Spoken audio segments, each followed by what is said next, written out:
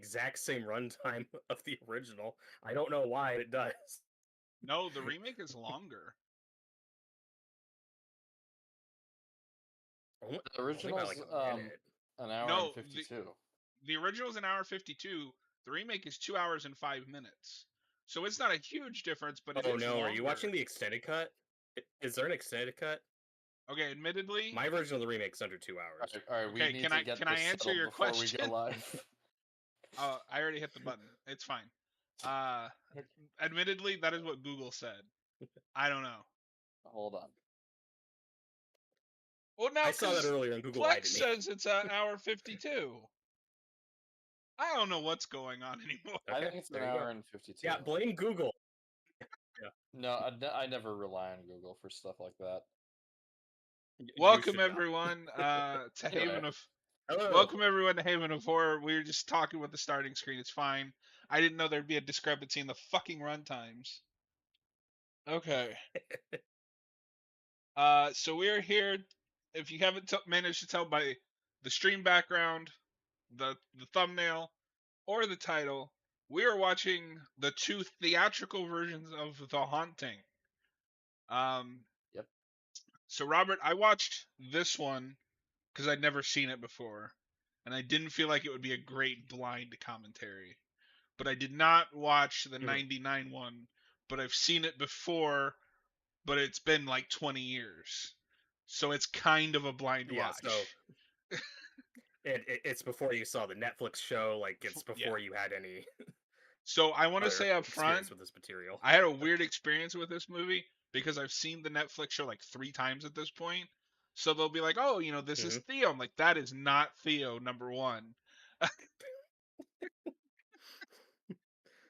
It's like just not compute in my brain that these are these characters. And Noah's freaking out.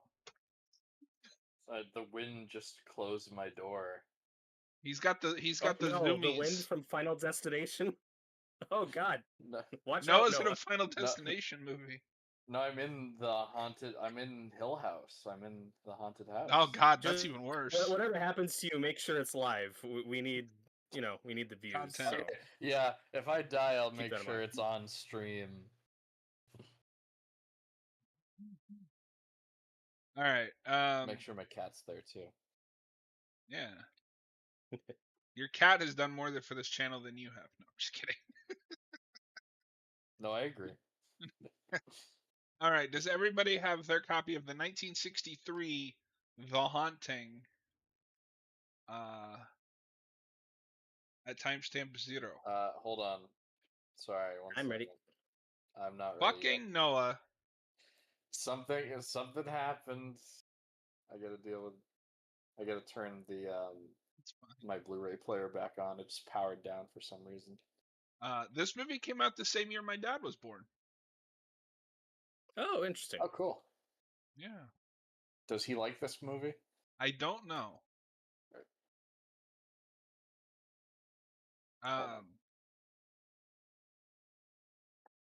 I guess we'll throw this up front. This is directed by the same guy who did Star Trek, the motion picture, and West Side Story. The motion picture, which is one of the most boringest films to ever exist. I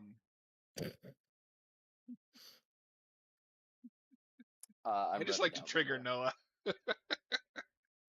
All right, in 3, 2, 1, play.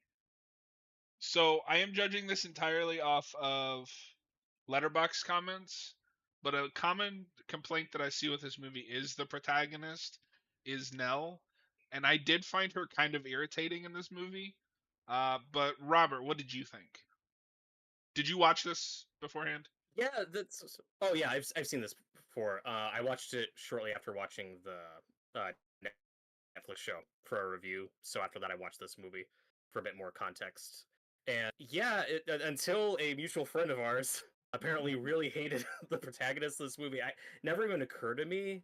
Because trying to remember like my first viewing of this movie, I don't really remember if I liked or disliked the protagonist. That's just not on my mind when I'm watching this. Like, it's a character study. This is a very flawed, tragic character. Spoiler alert for The Haunting. But I understand who this person is and why the story unfolds the way it does. I'm not really thinking about if I like this person or not. I can tell you that I've known this person. I've known people like this character, and I think she is well written and consistent and well performed. So that's my take on it. Like, yeah, I don't think of this as like a protagonist I like, but I think it works for the story they're telling. That's my But I would opinion. argue, at least for me, I'm not with a character study if I'm not able to get into the character. Like if there's a wall there where like, oh, this person is kind of irritating to watch, then I don't care about the study because it's a study about something that I don't care about. Just to give you a little pushback. Noah, have you seen? Okay, well, Noah, have you seen this movie before, and what's your take?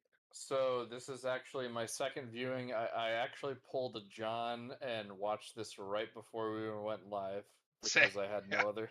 I I had was no literally other. watching it as I messaged you guys, and I finished this at 8:02. Yeah. I literally finished watching this 10 minutes ago. I had no other like time in my week to carve out to watch this. Unfortunately, I was pretty busy this week. I usually like to try to be more prepared for these kinds of things, but life got in the way. But no, I mean my impressions on Nell, I guess, are kind of similar to what Robert was saying. Yeah, I can see how she can be annoying to some people, but I personally didn't really find her all that annoying, and I found her very sympathetic actually, and very tragic, obviously, to what happens to her at the end. And yeah, like I Oh my get god, the why camera's freaking out. I get why someone would be irritated with her, but I just really felt for her the entire time. Yeah, like I think if I Really wish I knew had this person, subtitles. Sorry. yeah, I think if I knew this person, I'd be like, yeah, that person's annoying. I wouldn't want to hang out with I them. But wouldn't in the stand context to of be the around her. piece, Yeah.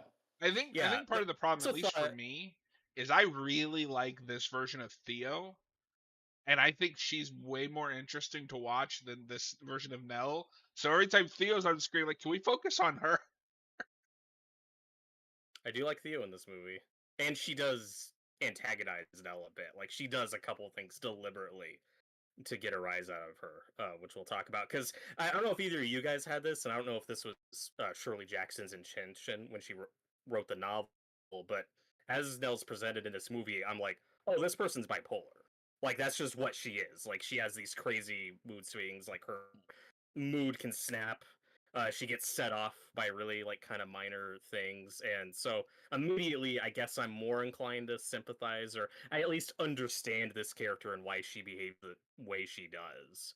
Yeah. Especially when you get her backstory and why she's going here in the first place. Yeah, and I'm not too familiar with like the history behind the book, but that was probably written during a time where we couldn't really or we didn't talk about mental illness in the same way as we do now. And obviously Right, this and couldn't movie was treat it made in in the a same time way. like that. Yeah, that being the Mm. 60s. So a lot of that stuff isn't really like explained in dialogue, but it's stuff you can infer like just from watching it. Mm. No, I can And definitely see that read because I think there is an argument to be made. Some of this is a metaphor for mental illness, which is oh, what Flanagan does definitely. with it, obviously. Yeah, and Oh yeah, for sure. It's Whoa. maybe part of my read on that is ah, informed by the Flanagan version because that's the version I know. Yeah. But I don't know. I can see that also being the original intention. mhm.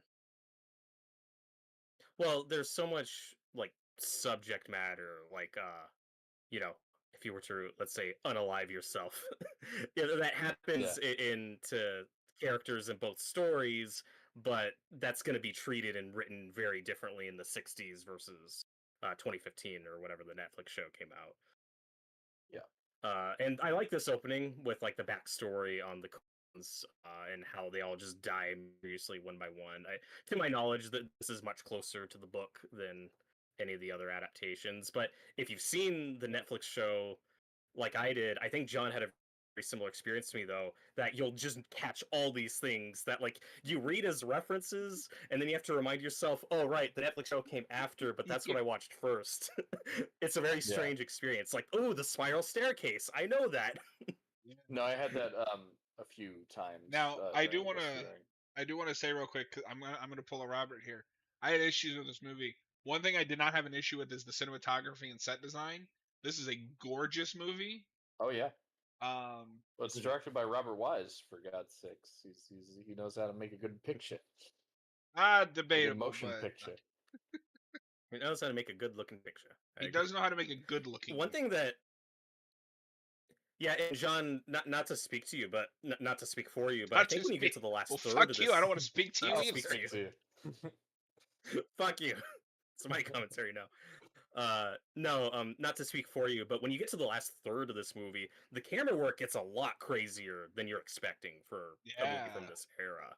And I thought when I watched this movie, I was like, oh, this must have inspired Sam Raimi on Evil Dead. Like, this is a more psychological thriller version of the Evil Dead. Raimi does that, but with a bunch of gore and wacky shit. And it's interesting. There's one shot in particular coming up later that made me that definitely gave very me like Evil Dead. big Evil Dead vibes. Yeah. Probably some of this. There's a movie Jay from Red Letter Media. Bleh.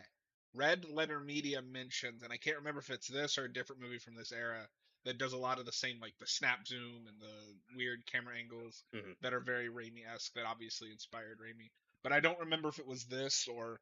But I agree because that, like, the third act is where this movie really came to life for me.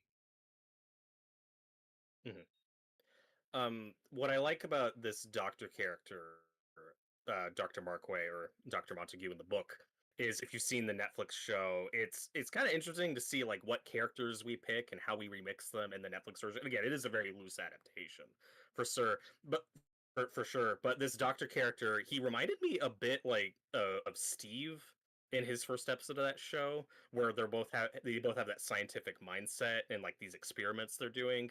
They're just coming at it from different places. Like Steve in the show doesn't believe in the supernatural, but is still conducting these tests to prove that he's right.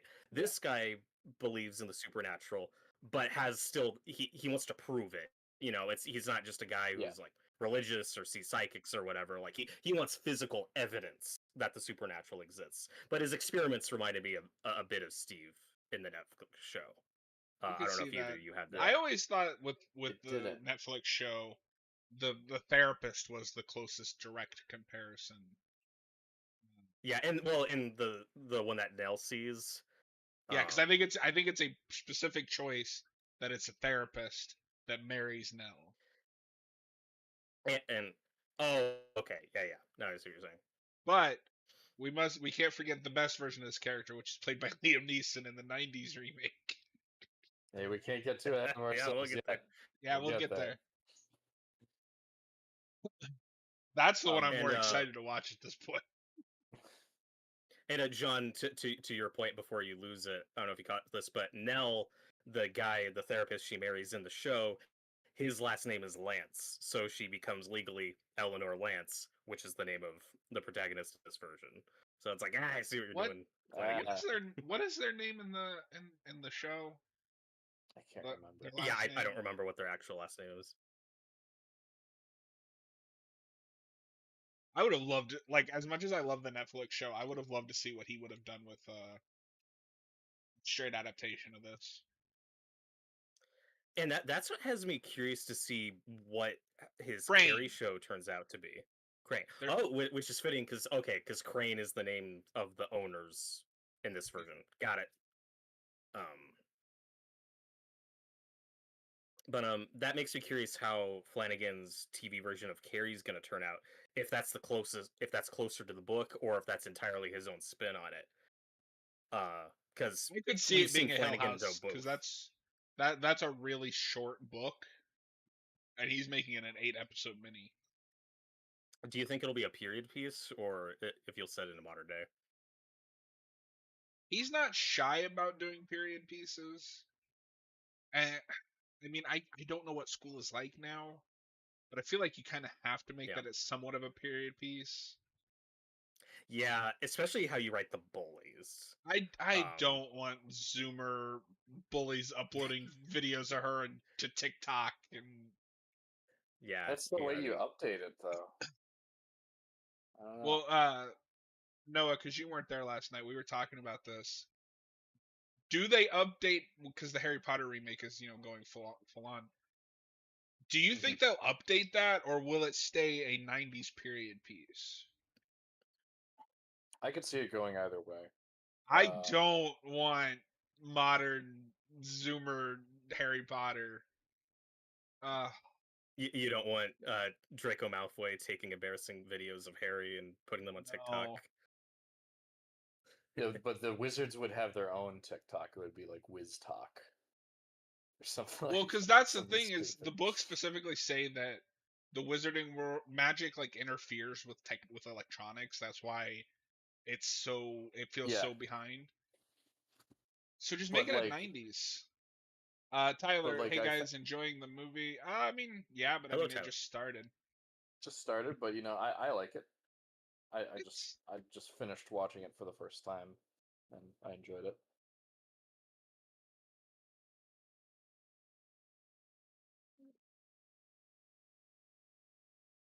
And like we were talking about earlier with Nell here, again, this is kind of a high maintenance person who can be difficult to deal with. But like, I've also known this type of person before, so like I understand it. I think the character is consistent, and a key important part of her backstory is that she has spent like her entire adult life taking care of her mother, who was apparently very difficult to deal with and awful. And then when her mother finally died, it wasn't great.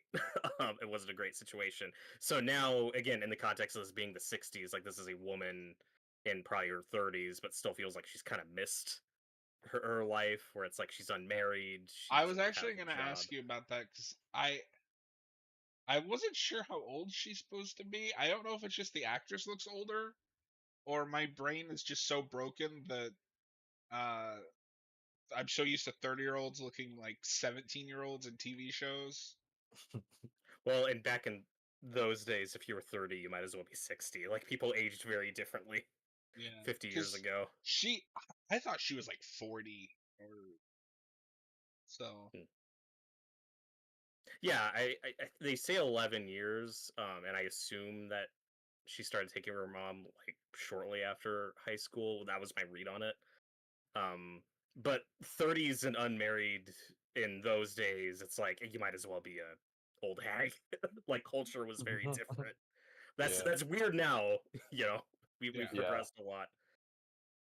it's a very different time, to say the Mhm. least. Well, and again, my only standard for this character is the Netflix show, and she's the youngest and dies at Yeah, such a And a young lot more looking sympathetic. age. Well, there are. It's funny. Apologies for anyone watching this who hasn't seen the Netflix show. I recommend you We're do gonna have to because we're going to be spoil it doing a lot because of yeah, comparing and contrasting. Yeah, we're gonna have to spoil it. But it's like the Nell character in this is kind of split between the mom and Nell in the Netflix show. There's a bit of this Nell and the mom, yeah. Carla Gugino. Now that you mention it, I see it. Mhm. Yeah, there's no character that's like a one-to-one lift. Theo's, similar, but her personality is very different. Uh, and I guess like the what is it? Is it the Dudleys who are the caretakers? yeah. That Yes. They're they're kind more of the same.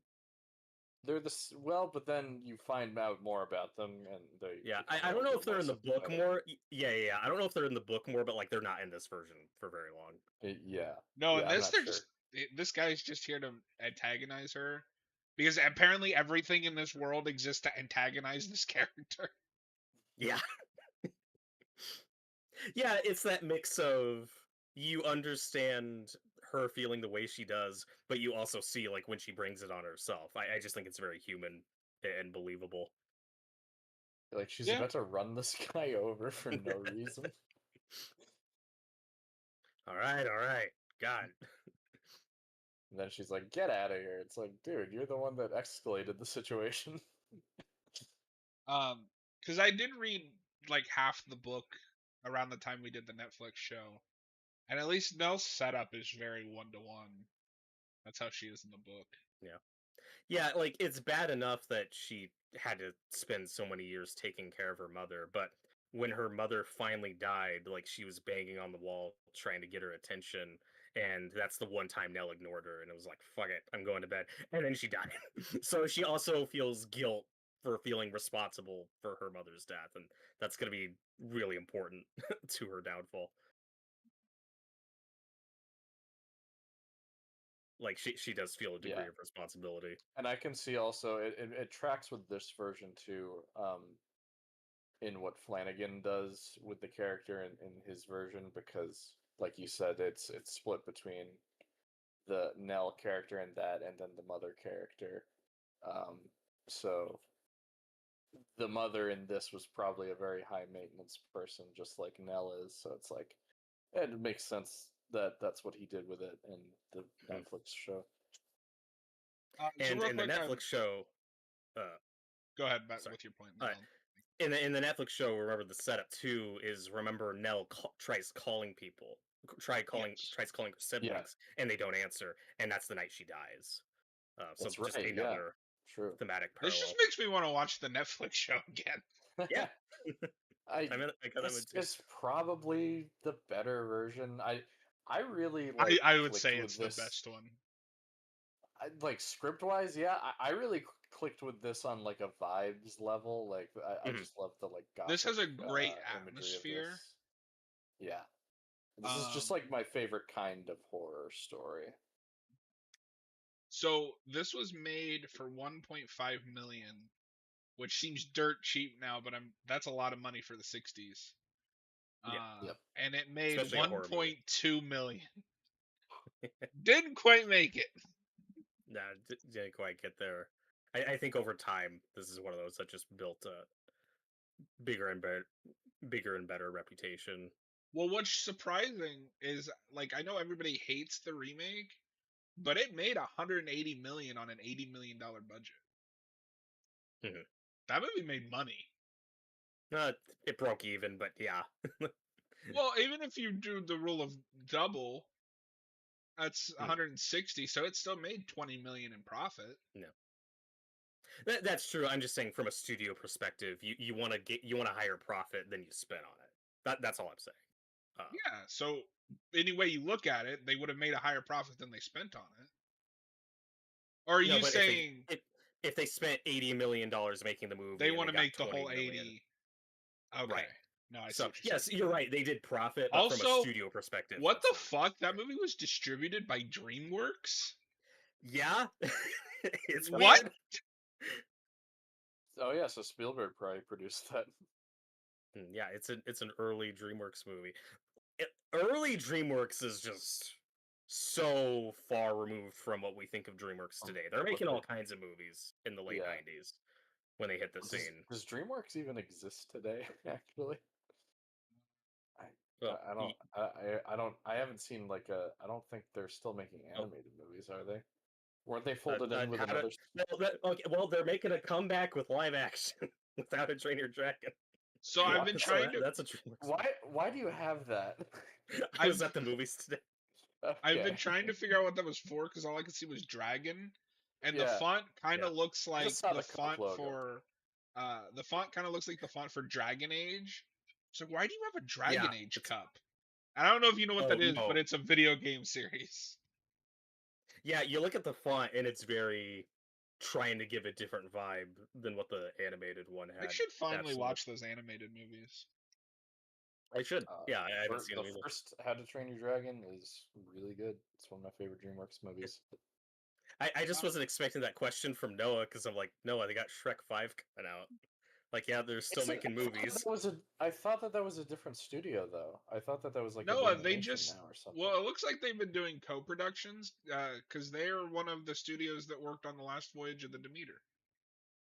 Oh, cool. Oh, Okay. interesting. Okay. All right. Shows how much I know. The only this made me laugh though, real quick. The only movies they have on Wikipedia under upcoming is How to Train Your Dragon and How to Train Your Dragon 2. That's it. Oh, they're They already already. putting the sequel into production. Of course they are. That Yeah. doesn't surprise me at all. And yeah, this is gonna date this commentary. I do not. I am not excited for that live action How to Train Your Dragon at all. I think it looks Just terrible.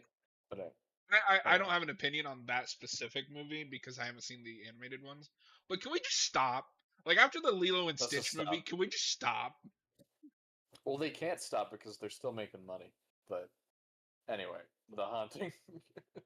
um, we're about to get our introduction to Theo, who I really like this version of her in this movie. Yeah, she's a lot more antagonistic is too strong a word, but she's got kind of a different edge I'd than say the yeah. Netflix one has. I'd say She's it's kind of accurate to got say that like she's wild, antagonistic. like free spirit energy. Yes, In a different very much so. world, that actress I think could have been a comic book accurate MJ from Spider-Man. Oh yeah, I can Oh, see that. We are in the swinging '60s here, so yeah, I could Because totally no, see I don't that. know if you've ever read that stuff, but that the original MJ is very much that free spirit, like oh just yeah. kind of does whatever she She's like wants. yeah. And I do think this is one of the this is the closest you get besides the Dudleys to a lift from a direct lift from this version to the Netflix because her name's Theo, she's gay, she has like the psychic uh stuff going on, but here it's a lot more minimal and Yeah. vague. Even her Well, being that's gay all in the is more book. It's yeah. Well, not is I don't not know about her being explicitly gay, but I stated. know the uh, psychic stuff is from the book. There's Mhm. definitely But that's why they're it's, in the conceit of the stories. That's why they're all invited here because they've all had some kind of experience. yeah. Right. Yeah, because I was wondering if, because I don't know much about the original story, if the ESP stuff was an addition for the Netflix show. But watching this again, I was like, oh no, it was always part of the Yeah. character. And it's interesting that we've only done two real adaptations of this, just because this feels like a story like I Am Legend that we just keep trying. Because Or we've like never, Dracula, yeah, Frankenstein, stuff that's just adapted a million because times. this would be Yeah. so cheap to make. It's just a bunch of people in a house for an hour and a half. Well, the remake The- tried the big budget version. I'll see what you guys think. I am so excited to revisit that because I've looked at that budget and I went, how? How? Oh, Oh yeah, we'll see how. oh. I've seen clips from it. All I'll say is, I guess the studio just really wanted to hire the director of Twister, and wanted Yeah, that energy for the they hunting. really did. I like that But director in theory. I don't know what the fuck I do too. happened, but in theory, well, I mean, he made two really Just a good movies, theory, and then after a that, film theory. apparently he made nothing but shit. no, yeah. One thing I want to point out before she takes them off, I was surprised to see the gloves. I was like, oh, okay, that's a Yeah, thing. That's that's a thing that like Flanagan took and ran with. Like there's a lot of all that in this movie. Like really minor stuff he'll take and totally expand on.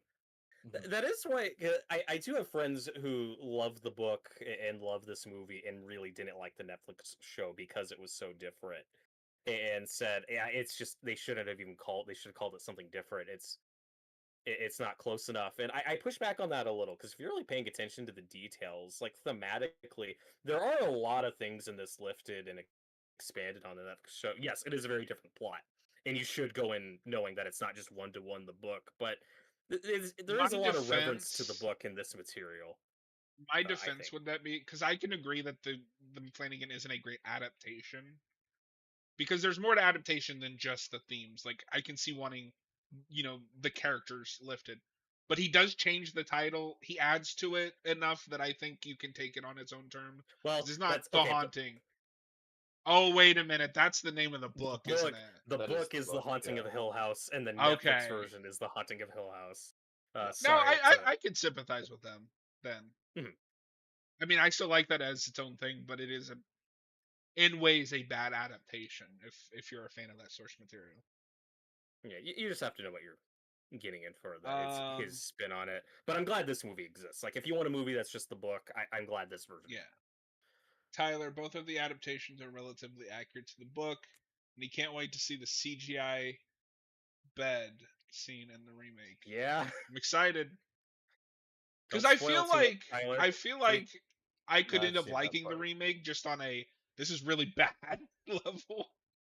Yeah, I'm curious how you guys will react to it though, because I just rewatched the remake and I kind of have what I had with the Fog, where it's not until the last third when it really goes batshit. Oh, no, is this going to be another Okay. The So Fog? I think it might I'll be. see what I'll see what you guys think. I hope not. So Do Noah, we have another contender? Well, I guess we'll talk about it later. But But we'll get might, we'll get to it. we'll get to might be another contender for the worst. Noah. I don't usually ask this, but I'm just curious because this is the start of you becoming more regular on these. What are you hoping Yeah. the wheel lands on tonight? Oh well, I didn't memorize. I don't remember what the other options were. Well, you know some horror remakes and originals. Just throw If one you out can there, think of a horror remake, it's probably on the wheel. or we'll add it to the wheel if we Well, haven't now done I'm it being already. put on the spot.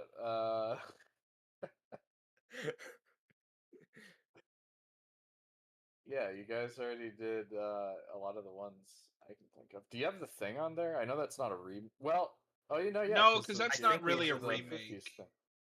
Yeah, well, Oh, no, we but we the might do it 50s, again though. the 50s thing. Yeah, that's true. yeah. Maybe we should have it on the list. Maybe we should. Is The Fly on there? Definitely. Yeah, we haven't done I the think Fly so. yet. Ooh, I would love it to land on The Fly. I love The Fly remake, Yes, and The I need Fly to see is the on there. original. Robert, what are you All right. hoping for? Maybe we should start doing this more often. Yeah, the Fly would be great. Invasion of the Body Snatchers would be great. I'm pretty sure we have that on That's there. another great remake. I'm still Texas Chainsaw Massacre. That's a big one. I'd like to hit soon. And of course, I know John wants Hellraiser. I want Hellraiser so bad, We're already doing a Hellraiser video. but Robert hasn't seen the remake. That's true. You've only seen the first one at this point, right? Yeah, I've still only seen the And then first I'm gonna make you watch 3. I can't wait for that. And these are the conversations I find interesting, just given how old this movie is. That this is not what you expect from like an old spooky haunted house movie. Like there's just so much discussion about science and like how the house is built and how everything's just at a bad angle. So like door slammed, scary. Like no, there's gravity. Like there's an explanation Do you for all think? this stuff Do going you on. think that's why this movie didn't Um, make any money? People are like, I don't want to learn about yeah. science. Well, and the main angle I know this movie takes that does separate it from the others. The main difference I'm aware of from the book is I think the book is a lot more overtly supernatural with the ghosts. This movie really subdues that stuff and makes it more psychological and ambiguous for Yeah. most of it. In a way, I'm glad because I don't think you could have done that in the 60s on this budget Yeah. without it Maybe not. immediately dating this movie. Because this movie is kind of timeless in the It's fact funny that, to say that because we got the 90s one to watch yeah, next. I'm sure. But in a way, this movie is timeless because it doesn't have any kind of real special effects or ghosts. Very Yeah. minimal. Yeah. But that's why good I think camera you people could talking. remake this again, despite the Flanagan version being a great story, and do a more definitive adaptation that can do those ghosts and. And then here we're introduced to Luke, who I think is just Luke in name only. I couldn't pick up on any other real traits that carry over to the Netflix Luke. Yeah, that's a So completely different character. Yeah, I believe the Netflix Luke is like a complete reinvention. Because in this, isn't he like that old woman's nephew? Yeah, he's like a distant nephew. Like he's the guy who's gonna inherit Just it. looking to sell the place. Yeah. Yeah. Though. Well, John, I don't know if you recognize him because he's so young in this, but that is Dr. Jacoby from Twin Peaks. Oh that shit! plays Oh. Luke. Playing Yeah. Luke. Yep, that's Russ Okay. Tamblyn. Interesting. Yeah. Okay. So I have a completely different. Oh, sorry. Go on, John. Real quick, sorry, Robert. Remind me who that is because it's been a while since That's I've the watched crazy. Twin That's the Peaks. crazy doctor guy with the glasses. In season 3, he goes crazy and starts selling golden shovels. Do you remember this at all? Oh, yes. Sorry, Yeah. I had to look at him. Yes, I know who you're Yeah, talking that about now. guy. That's That guy. crazy. Yep, that's the same actor. So I have another Russ Tamblyn fun fact. is he gets like a 1 episode guest role in the Netflix Haunting of Hill House. So I yeah. thought that's where that question was going. Oh, So I think we might have mentioned that in our review. Now that I think about yeah, it. so John, earlier you were talking about Nell's therapist that she marries, and Yeah. I wasn't sure who you were talking about.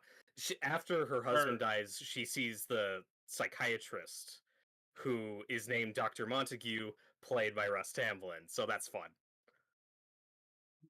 Yeah, that's Tyler fun. I says the forgot about '90s that. movie is definitely not dated. Yeah, I believe you. Sure. Tyler. Well, the only other connection is that he is the one connected to the family who owned the house, whereas everyone else are made of people who are part of. Yeah, How? Hmm. Wait, what? that's what we said. Right, but he's saying connection. Is he talking about a connection in terms of who he is in uh the Netflix show? Because that's what we were talking about. Oh yeah, I mean Yeah, that's he's saying what we were saying, just in a different way. That in this, Luke is related to the Oh, Cranes. okay. Um, I'm okay. I but the promise. other characters here aren't family members. Yeah, Tyler, this is gonna be a blind reaction for the other two for the remake, so don't spoil where the remake goes. I But can't thanks for wait. hanging out.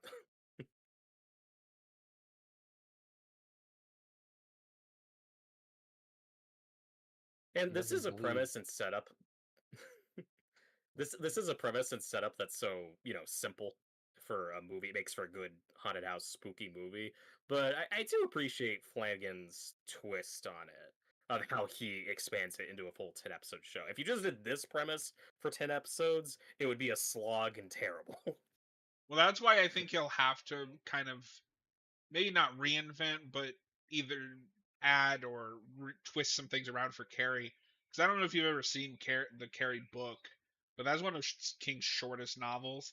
If you try to stretch that out even to 8 hours, I think just if it is paid off the page adaptation, it's gonna be like, this is moving at a snail's pace. I am surprised we didn't get a 90s miniseries.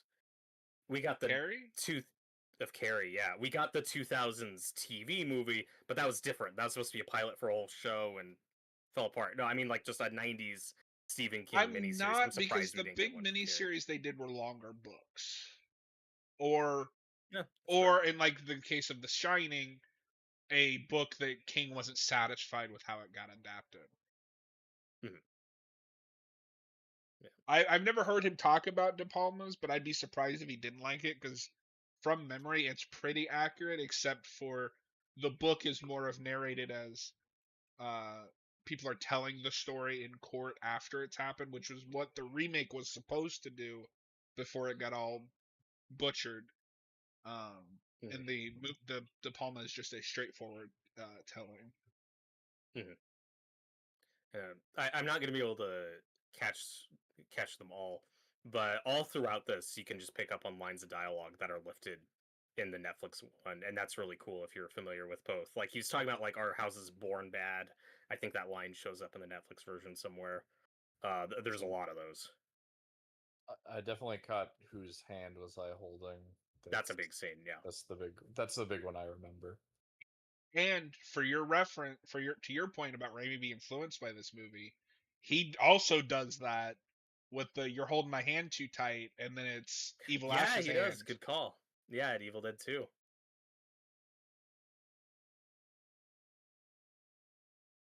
which leads into the most useless subplot of that movie, but it's fine.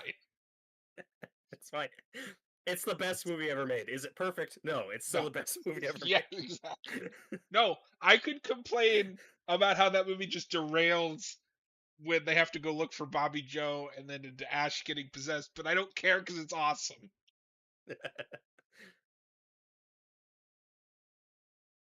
My favorite thing about that movie is when the hillbilly guy is like, "These pages don't mean squat, mumbo jumbo bullshit." I'm like, what the fuck do you think you've been seeing for the last like 3 hours? One thing that stood out to me with the look of this movie that makes it kind of interesting being made in the 60s, you don't get a lot of old black and white movies that are this widescreen in this aspect ratio. Yeah, See, I 'Cause wasn't sure if that was something we did later because we love to do that, or is this how this Mhm. movie was released? No, this is how the movie was released. The widescreen I think really takes off in the 50s, but more for like bigger movies, like epics and stuff. And then by the 60s, this is just kind of the norm in terms of aspect ratios. There are exceptions, obviously. But when you think of as old movies as like the 4:3 like square like Universal monster movie look like we're well past that by the 60s. So I'm probably the only person that has this. I for I get this mixed up with the original House on Haunted Hill a lot. And I As you I thought don't should. think this you're was the that's why I was surprised by the director because I thought it was directed by the same guy for a minute. Um, are you I don't watching think this you're the movie? only Like, what person is that it on? mixes those up. Yeah, I had to rent it. It's not streaming anywhere.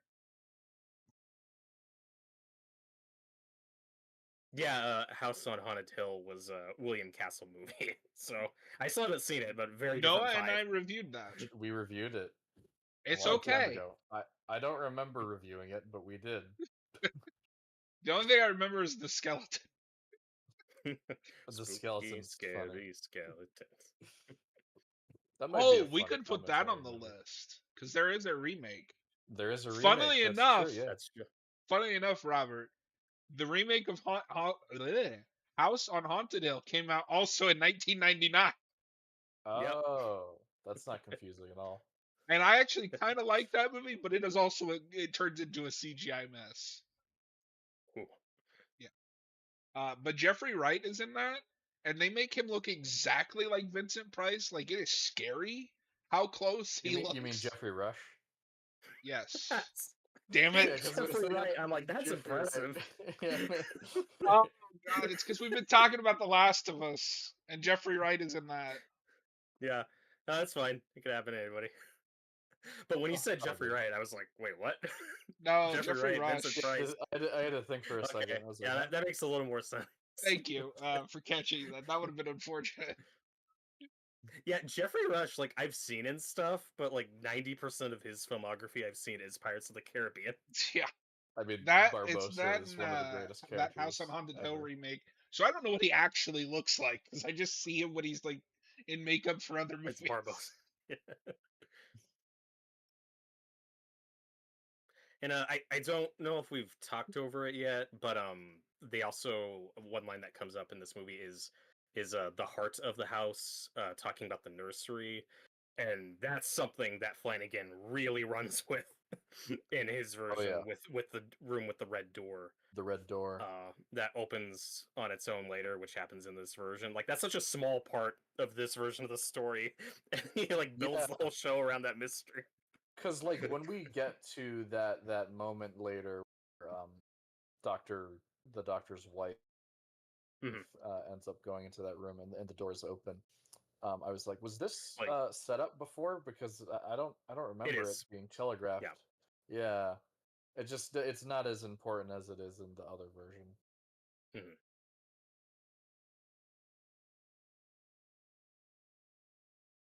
Like I said, I don't know if we've talked over it yet, but it's when they're talking about the draft, like the cold spot, and that Yeah, the nursery comes up there, and that's another scene that happens somewhere else in the show. Is that cold spot?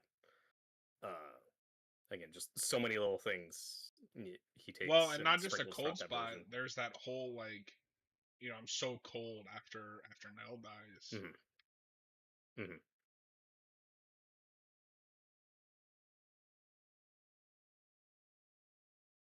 Last thing I want to say about that haunting on Hill House or the haunting of Hill. Fuck. House on Haunted Hill. Yes. How could you possibly get those two titles confused? Um, is it also got a decades later sequel, the remake with Jeffrey Combs called another Jeffrey. Return to House on Haunted Hill, and it's not very good. Oh. I also think the architecture and set design Oh, I of love it.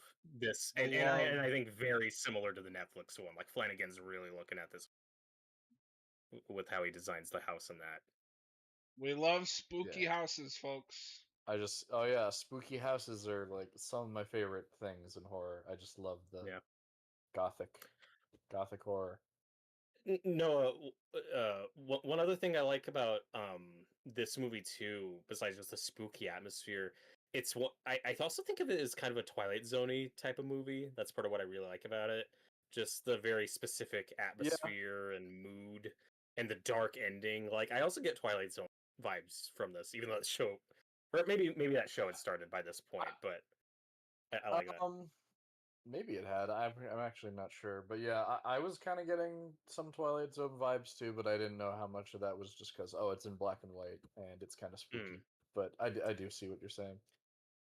Well, also that show, due to budget limitations, didn't have a lot of showy effects like when they did ghost stories like this. That's part of the similar mood to me. Well, also too, because that show is more psychological. It's science fiction. Yeah, it's science fiction, but it is a lot more psychological, and so is this. So, yeah, definitely tracks. And this, I'm going to be doing this a lot. There's a scene just like this in the Netflix version with the banging on the walls. When I got to this scene, I was like, oh, it's that scene. Yeah, that was in that version. That's Theo, and what was the other sister's name? Cheryl. No. Cheryl. That sounds right. Shelley. Cheryl. It is Cheryl. It's the funeral home one. Okay. Yeah. Like that scene is lifted from this, with the banging on the walls and them being scared.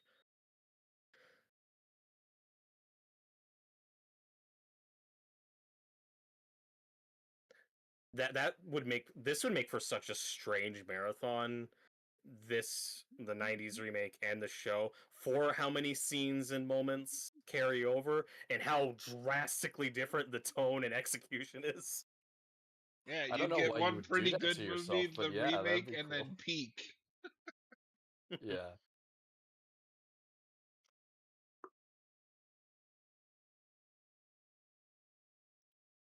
Yeah, not to get ahead of ourselves. I don't know how harshly you guys will land on the remake. One thing that does help this material in terms of our ranking than like the Nightmare on Elm Street remake or the Fog remake is for both of those, that's currently all we got. That's our last word on those. With the Haunting remake, what helps the 90s one a little is that we have had the Netflix show. So that balances the scales a bit as it's this weird other version. With the Fog and Nightmare, that's currently all we got in terms of the latest versions. So that's unfortunate. Sorry, John, you were saying.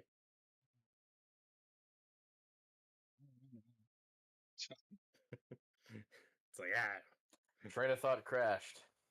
Pretty much. Tyler, I apologies if John already answered this.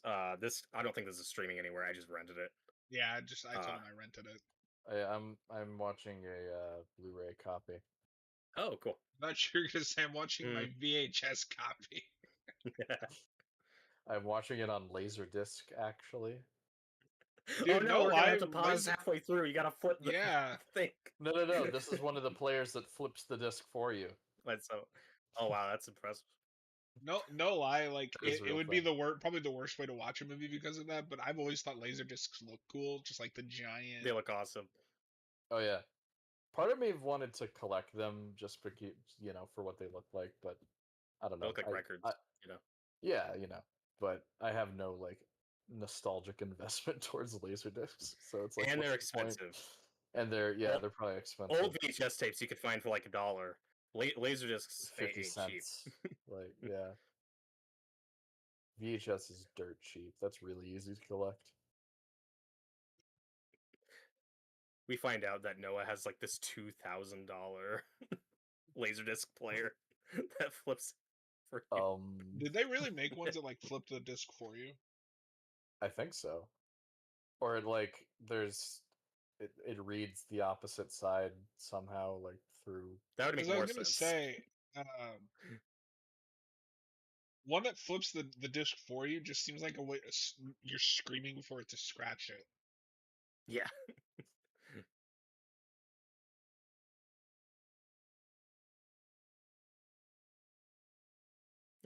These fucking guys.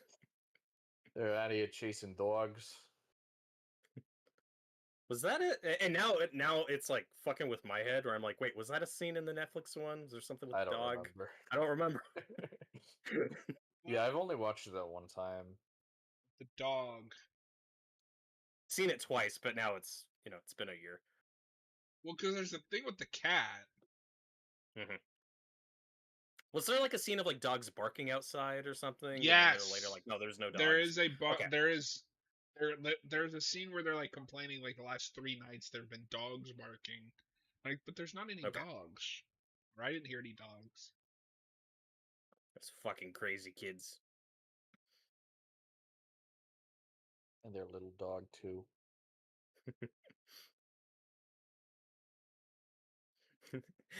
This reminds me of that scene in Dracula when they don't show the special effects. So one guy's just like, over there, a dog. Oh my god, it turned into a fucking bat or whatever he says. That We're sounds not gonna see hilarious. it. I'm just gonna point to it and explain what's happening. I gotta watch that again because I don't remember that part. Yeah, it's really funny.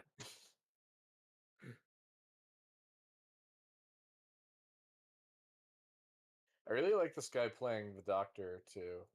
Mhm. I think everybody gives a decent to good performance in this movie. Yeah. There's not really a weak link in the cast. Mhm. Yeah, this is one of those movies. I don't know if you had this, John. It's one of those movies where back in the day you'd say, "Oh, this is dated. Like people don't act like this isn't how we perform anymore." But now it's flipped back around to just being very retro and about the vibe, and now is kind of timeless in a way. Yeah, Yeah, I'm glad I didn't see this as a kid. I would have been like, this is the worst thing I've ever seen. Um, because even now it's like I like this, but I don't know if I'll ever watch it again. Yeah, Probably doesn't that's help that I'm watching it literally twice in a row back to back, but it's fine. I don't know because I think that this guy playing the Doctor in some moments, Russ Tamblyn as Luke, they have some pretty like natural reactions to things. mhm. So it's not like everybody's like over the top Yeah. all the time in this Eleanor movie. is definitely the most like stagey, like theatrical, Yeah, but in a way that I think works for the character. Because, like I said, I think she's very bipolar and yeah. emotional. Um, Theo is also pretty like naturalistic in this Yeah, movie. she's really cool. She more than any because this movie has like kind of a very 50s old Hollywood retro vibe. Whenever Theo comes on screen, it's like, oh, she looks like she's in the 60s. She Yeah, really stands out from everybody yeah. else in this She's movie. probably my favorite character in this version. She was one of my favorite characters in the Flanagan version too. So She's great in that one. I think it helps that she has an energy in this version that I think some other characters are kind of missing. Not that anybody's bad, but Yeah, it's she kind of a dry film. commands. Yeah. It's very dry, and then Theo will pop up, and she's just having a blast. Mhm. Until the end. It's like, oh Well, shit, got real. oh, we forgot about the best adaptation of this material, Scary Movie 2, I was gonna say, yeah. Oh my god, does that because riff on that the is 90s movie? It that riffs riffs on the 90s 90s I Hollywood. movie. didn't know this. No, so Yeah. that is the kind of base conceit is Tim Curry's character gets all these people together and takes them to the house, and then it's just the Mhm. haunting but scary movie version. But also, from what I recall, they don't really do a lot of scenes from this. It's kind of just like the base premise, like you said, and then the So rest of it's just I'm like gonna generic wait. haunted house. I'm gonna wait until we get to the remake because I have seen the remake before, but it's been a long time. Okay. I think you're saying that because they're doing a lot of stuff from the remake. Okay, maybe that's it. I have a Yeah. feeling. I don't want to say anything, but All right. It's just uh, funny because like what that movie is riffing on is already like older than like It's what it's not current to what's coming out because that was mid 2000s, I think. yeah, that feels so random. And like John was saying earlier, I mean, it made money, but it wasn't a huge hit, and critics didn't like it. Yeah. Like, I don't. It's a well, very keep in random mind, choice. No, Scary Movie 2 is 2001. So that was only 2 Oh, years okay. later. Oh, okay. I Okay, thought it was like yeah. 2004 or something. No, by that point you're in Scary Movie 3 or 4. Yeah, the Okay. first few are they pump out pretty quickly. Yeah, Scary Movie 2 literally comes out the year after the first one. Because that movie starts with an exorcist. That's the one that's more dated. Is they start with the That's a dated exorcist bit. reference. Yeah, they do start with the Exorcist. I forgot about that. Though they probably did that because just a few years prior was the big Exorcist re-release with the new Probably. cut. Oh yeah. No, Robert, if you've ever wanted to see uh, The Exorcist, except for on the piano, they're playing like rap songs. There you go. That's their skit. Tyler, I know you're just lying so you don't spoil it for us. There definitely is a high-speed wheelchair race, like Oh, in and The Haunting. in Scary Movie 2, the wheelchair guy, that's David no, Cross. David Cross. Yeah. No, Scary Movie 2 has like a legit cast, and it's kind of crazy. Yeah, this is one of those scenes I was talking about when Theo walks in the room where I'm like, oh, right, we're in the 60s, just like the way she's dressed, her attitude. Yeah. Yeah. I love the way that mirrors reflecting things. Like it looks Yeah. off. Mm-hmm. No, the set design of this movie is fantastic. Wait a second. Okay, so What's up? correct me if I'm wrong, because I'm not a master of perspective or anything. But ordinarily, where they're sitting, at least a couple of them would be shown in that mirror, right? Mm-hmm. Yeah, I wonder if that's like a deliberate choice or if that's just how it turned out. Because shooting around mirrors is a fucking nightmare if you've ever been on a film Bet. set or aware of how film sets work. So it could be deliberate or not, sure, but that's a good catch. Yeah, I wonder. This is another classic scene lifted in the Netflix one with the "Welcome Home, Eleanor" writing on the wall. Tyler, Hellraiser But 3 is next week. Yeah. we might uh we might bump that a week because we're also talking about finishing Ash versus Evil Dead Oh, season yes, 2. yes. I forgot about that. Oh.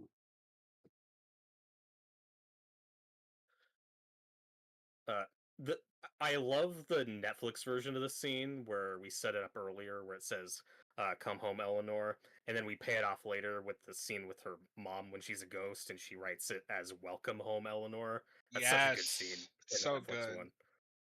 That you So know, sad. Midnight Mass is probably a better show, but man, I just had such an Hill House experience is with Hill really good. House, Yeah, I love those characters, and the line "You're expected," that's in this. Um, which it's is really funny cool. because before I watched this, I always thought that was kind of a Shining reference, where it's like, Oh, you're sure. expected, you are the caretaker, you've always been the caretaker.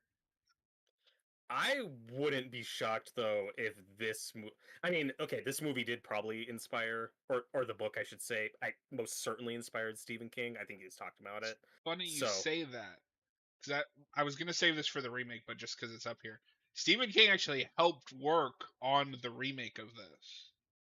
oh, Well, so well, okay, hang on, let me find it because there's a story about this. This is why you don't let Stephen King work on movies or shows. No, hold on, Creepshow's great. hold Sometimes it on. works. So they came to him to start that project, but fell out due to creative differences. He then went on to make his version, and it's on Hulu now. It's called Rose Red.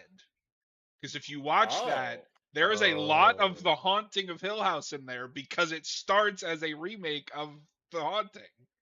interesting. I've Weird. never heard of that. That's cool. It's pretty good for what I remember. I've only seen it Yeah. once, but But yeah, I know when the Netflix show came out, Stephen King really liked it, gave high praise. So I'm like very confident that this book or this movie or both inspired him on The Shining and all kinds of stuff. there's a lot of the Shining, or this in The Shining. And then I think when Stanley Kubrick is making his version of The Shining, I think he's looking at this movie. I could see that. Yeah. Yeah, just in the way that like the layout of the Overlook makes no sense at all in Mhm. that movie. And there's kind of like I'm really glad that the movie doesn't spell this out, but there is that vague hint like, are these people reincarnated? Is Eleanor Yeah. possessed? Like, what's Is she going on? And crazy? or is she just crazy? That's very much what Stanley Kubrick is doing Yeah, in The 100%. Shining with the ending of that movie. 'Cause, like, this is the Yeah. scene where we're talking about that. Like, oh, we look kind of like the Cranes, looking at the statues, and Eleanor, you're kind of like Well, Abigail or whoever. what's interesting too is because with that idea of maybe it's just reincarnation, you could almost read the Netflix show as this is just another reincarnation of these people. Mhm. See, it's a sequel, Robert. It all works. I know. I thought about that before. I'm like, if you changed a couple things, you could rework the Flanagan version as like a sequel to The Haunting, but you'd have to change a lot. Yeah, but then the middle chapter is the remake. They're all connected. Yeah. Well, yeah, they just keep reincarnating. Some lives are shittier than Yeah, others. but there are changes like the house owners, the people who first built the house, are the Cranes in the original version, and in the Netflix one, they're the Hills. Uh, so there's lots of changes like that. Details, details. Why did she say zombies? George Romero hasn't invented zombies yet. This movie makes no sense. Tyler, the Welcome Home Eleanor, and he also thinks Mrs. Dudley's speech are iconic moments. Yeah, I'd say so. And then we Scenes got like this are Eleanor always goofy to me dancing though, by because herself. Dancing. this is like you were saying. This is the scene where she's like, they kind of look like us, but it's a fucking statue. I I don't know. You don't look anything like the statue. I'm not a statue. I'm a man. Fuck you. uh that's one of my favorite sequences in the Netflix show. Is you get that scene earlier of Nell dancing by herself. It's really creepy and weird, and then you get the payoff later when you see, oh, she's dancing with her husband, and it's really fucking sad. Yeah. Not as sad as the bent neck lady, but Yeah, that's up there. Flanagan saw that, was like, I can do better.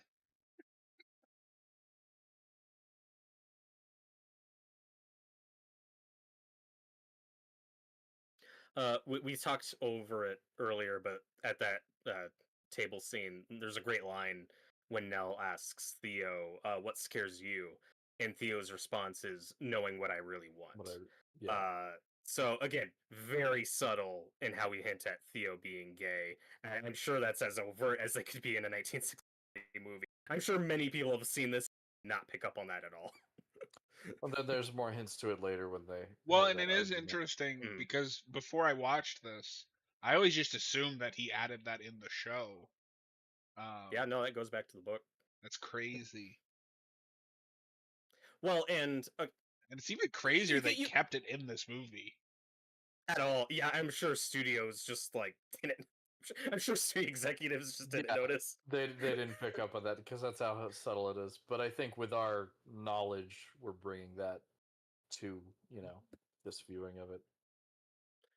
Yeah, there's also a great line in the Netflix show when Theo and Cheryl are living together, and they have an argument about her living there, and Theo's like, "What? You think I'm just like some bohemian artist, like just hanging out with you or whatever?" That's a reference to the original version because Theo is like described as literally a bohemian in this, which I think could also in that era be seen as like stereotypically uh people assume like, oh, you're probably gay, like that.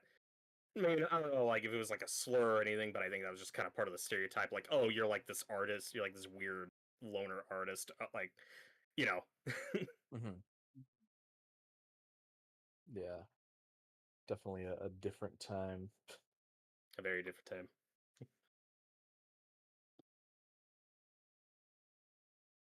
All right, yeah, coming up here very very soon is the shot that I was like, that is just an Evil Dead shot. Oh, this one. Okay. Yeah.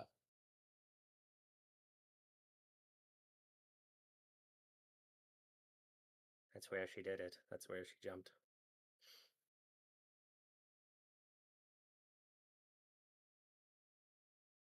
Let Sam Raimi remake this. He'd be a great choice. Yeah, that Instead of- snap zoom is Yeah. insane. Yeah. That is just like, an Evil whoa. Dead shot. Whoa. Whoa. Instead of monologues about the human condition, it'll be wacky ghost adventures with Eleanor Gray. See, now she's possessed by a deadite. Yeah. Fuck yes. No, I loved Sam Raimi's version is this like to a T for the first like 90% where it's very slow and deliberate. Then the last 10 minutes, she turns into a deadite and starts killing everybody. And then in the last 10 minutes, Ash shows up, Ash shows up. and it's actually And Evil cuts Dead her head 4. Hell yes. Dude, that would be the best movie ever made. Give me that over. What is the new one? Evil Dead Burn? I've is never that the even. type? Is Never. is that what they're doing? Burns. It's Yeah, called that might Evil be the Dead next Burn? one. Yeah, Yes. it's not the same director What? as Evil Dead Rise. No. What is it with these new Evil Dead movies and the titles just sucking?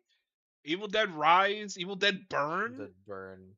What? Yeah, at least it's Evil, unique. Evil Dead Begins. Evil Dead Dies Tonight. Yeah. Evil Dead dies. Evil Dead dies by dawn tonight. That's the title. Yeah. This one is directed by, I'm gonna butcher this, Sebastian Vanacek? Yeah. I heard yeah, he's made a horror movie before. I forgot what it was called, but I heard it was good. I need to watch it. He's made one horror Infested. I mean, Yeah. well, this is Ever the since typical. Freddy Alvarez, that's the formula. This is the Sam Raimi yeah. thing. He takes a guy that has made like an indie hit and is like, "Hey, you want to make an Evil Dead picture?" Usually to pretty good results. Like, I don't think there's a bad Evil Dead movie. It's just Rise is such a bad title, and Burn is somehow even worse. Why did it burn? Everything burns. Gasoline. Gasoline.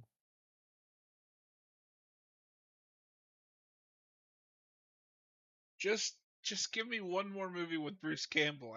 That's all I'm asking. Or the animated show. You know, somebody could greenlight that. Do something please. animated because he's too old and tired to do it in live action anymore.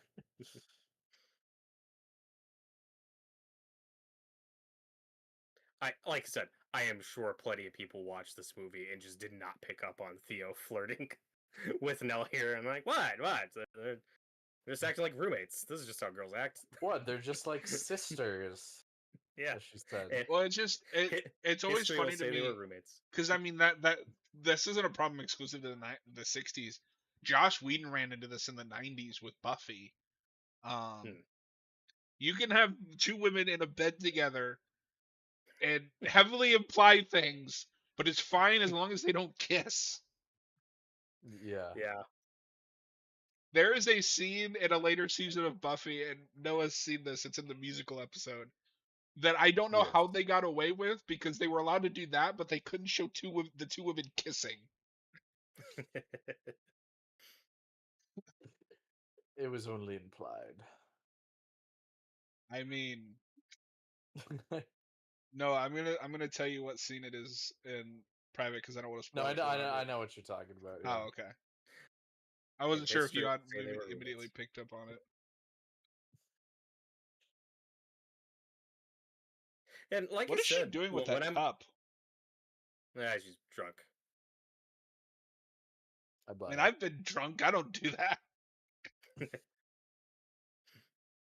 Like I said, when I'm watching the movie, I'm not like that actively annoyed by Nell or whatever. It helps that she's surrounded by all these characters I find charismatic and interesting, and I'm not like frustrated while I'm watching this movie by this character. It helps that she's surrounded by characters that are like, God damn, you're annoying. Yeah, like that's the thing. Other characters will call her out on it. Like, whoa, you you you set off very easily. Yeah.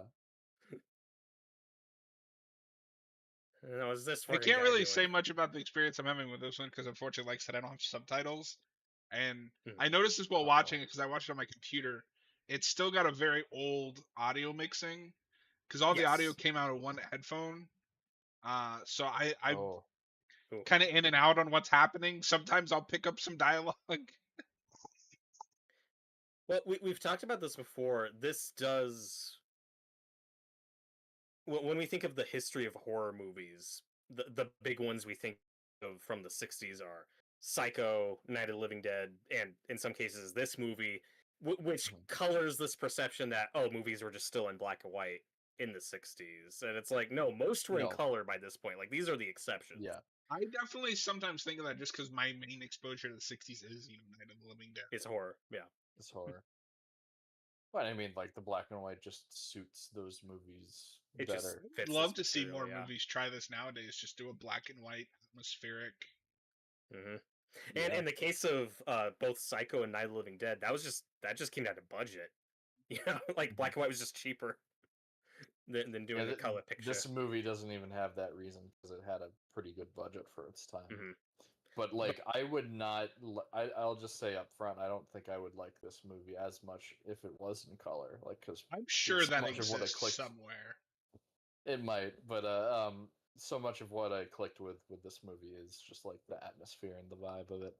When are we Mhm. gonna watch Night of the Living Dead in color? I will Oh. quit the channel if we do.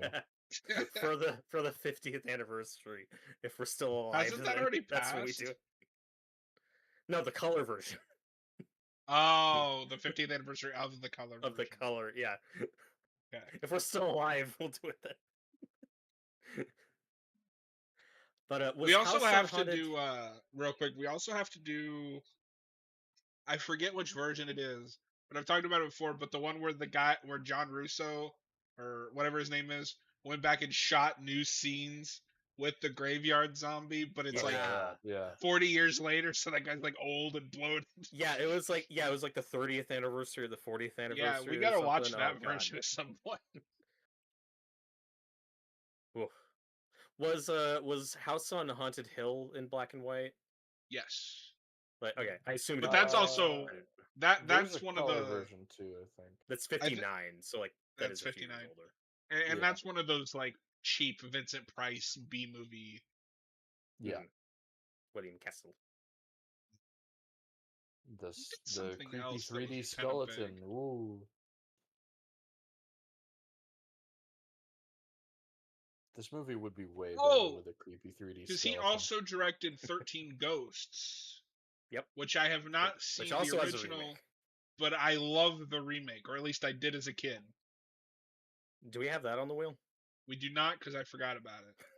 I'm gonna add both that and House on Haunted Hill after, Remember, but I want to give a chance for something that we haven't just added. don't forget to add him. Yeah, and Robert will remind me.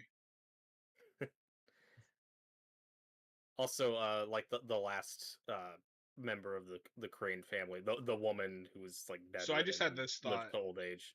That shot of like the tower. Does that tower not look a lot like the one from Nightmare on Elm Street 3 that Freddy throws that kid off of? Oh, maybe. Yeah, good call. Which is one of the best kills in that whole franchise. The puppet. Yeah, yeah. This is one of those sequences I think holds up really well. Like this is great, creepy stuff. Oh yeah. The sound design in this movie is just fantastic. It's such a big part of why it works.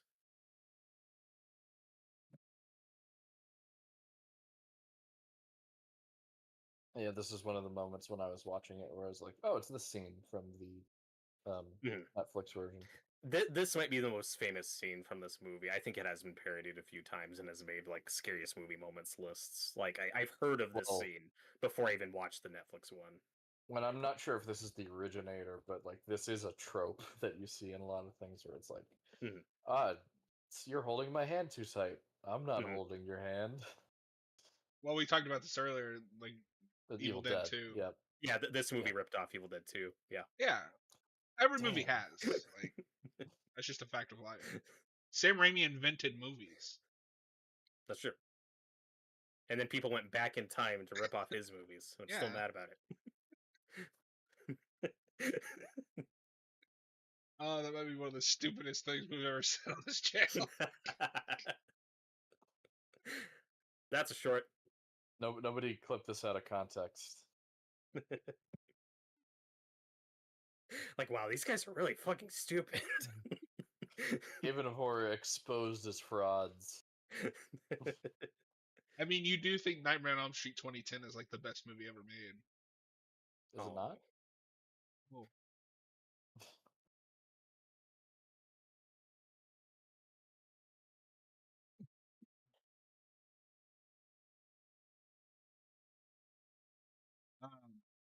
But what I was gonna say with William Castle making 13 Ghosts, there's a kind of through line because he directed House on Haunted Hill and 13 Ghosts. 13 Ghosts was then remade, and the director of that only directed 2 movies. And I believe both of them are remakes because it was 13 Ghosts. And can anyone guess what the second one was? Was it The Tingler? I don't know. Ghost Ship. Oh, Oh, Ghost okay. Ship? Wait, was Ghost Ship a remake or was that an original film?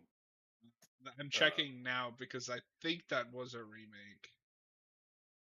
I don't know. Ghost Ship is the one I just know has that really iconic kill scene everyone loves, and everyone says the rest of the movie sucks. That's all I know about it. Yes. Oh, so I've seen this guy's entire filmography. I just Yeah. realized. No, he made That's he made amazing. 2 films, and that's it. Because John showed me both of those movies. Okay, so it looks like Ghost Ship is an original film. Okay. Carl Urban is in that. I couldn't tell you. I only remember the opening scene. That is the only thing worth remembering. I don't hate that movie, but it is kind of it is kind of I all don't even downhill remember from there. like it being bad or anything. I just don't remember it. And then 13 Ghosts has Matthew Lillard, and he's great. We love him. Yeah. We all excited for Five Nights at Freddy's 2? He's probably going to be in that. I keep forgetting that's coming out this. I know you're excited. You loved the first one. I mean, I'll watch it if I thought it Matthew was alright. Lillard's in it. No, because if you go back and watch that commentary, both of us just didn't know what was happening like the entire time. I Well, don't think I think watched that's it one of our. I don't think that's one of our best videos. Hey man, I watched it the same day I watched Exorcist Believer. Oof. Okay. After that, I thought it was alright. Puts Yeah. things into perspective. It's not a ghost movie until there's a giant harp. That's true. That is objectively correct. You know, also Also, tell this oh, is I in the think- 60s because everybody is smoking like all the time. Yes, that is why you looked 40 when you were 20. Yeah.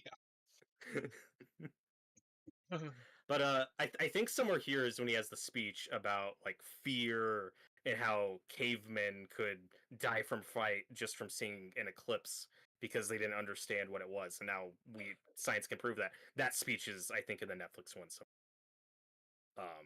about like just the history of fear and people, how they rationalize things or how we react to things before we have a scientific explanation. A lot of those conversations are lifted, and that's pretty cool. Tyler says he thought Ghost Ship was fun enough. I won't I say haven't it's seen bad. It's just it is objectively true that it is all downhill after that opening scene.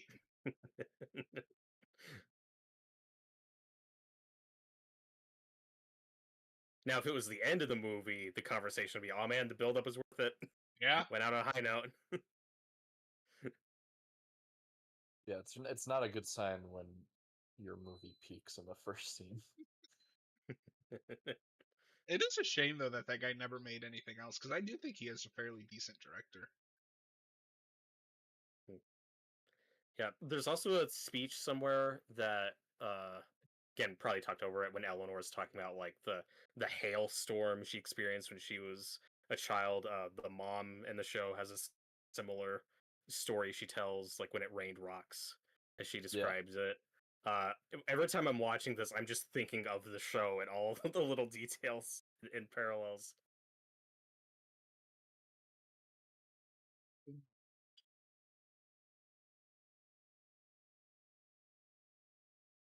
This shot is weird, but like not in a bad way. It almost Mhm. looks like that guy is like superimposed into the scene. It does. It doesn't look like a split diopter shot, but like it has that feel where like two sides of the screen are both in focus. Uh, Yeah. but yeah, it's strange. It would be amazing if that's what happened though. Like they're filming him on a blue screen and her on set Well, that's what compositing I him was in kind of for no thinking. reason. And I think that's just because nowadays, when you see something like that, that's exactly what it means. Right.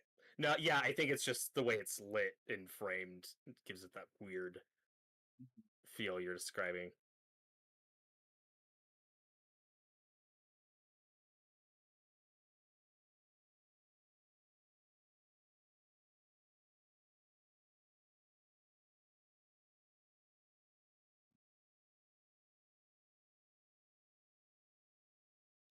Another connection with the Netflix show I wanted to mention is remember the opening title sequence with the house and like how it looks like a maze. Yeah. That looks a lot like the poster to me, which you can see on screen Yeah. right now. Yeah, there I don't is know if like a that's a bit of a deliberate maze reference or thing not, going but on. it's neat.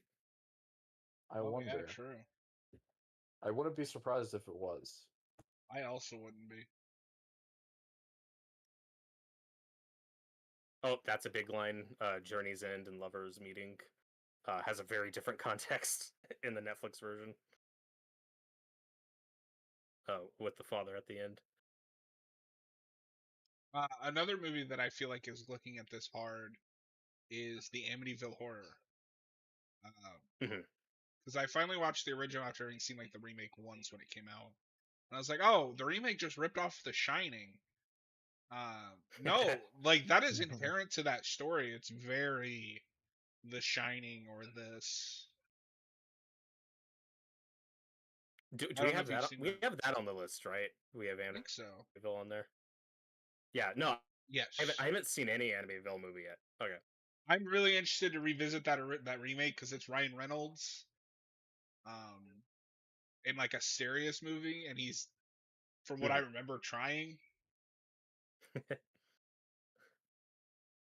Noah, I don't know whenever we'll do this, but John and I have talked about this before. Of each of us picking like one of the random to be Amityville movies and Oh putting them on no. a list on a wheel and doing just a marathon night of a bunch of Amityville to be movies.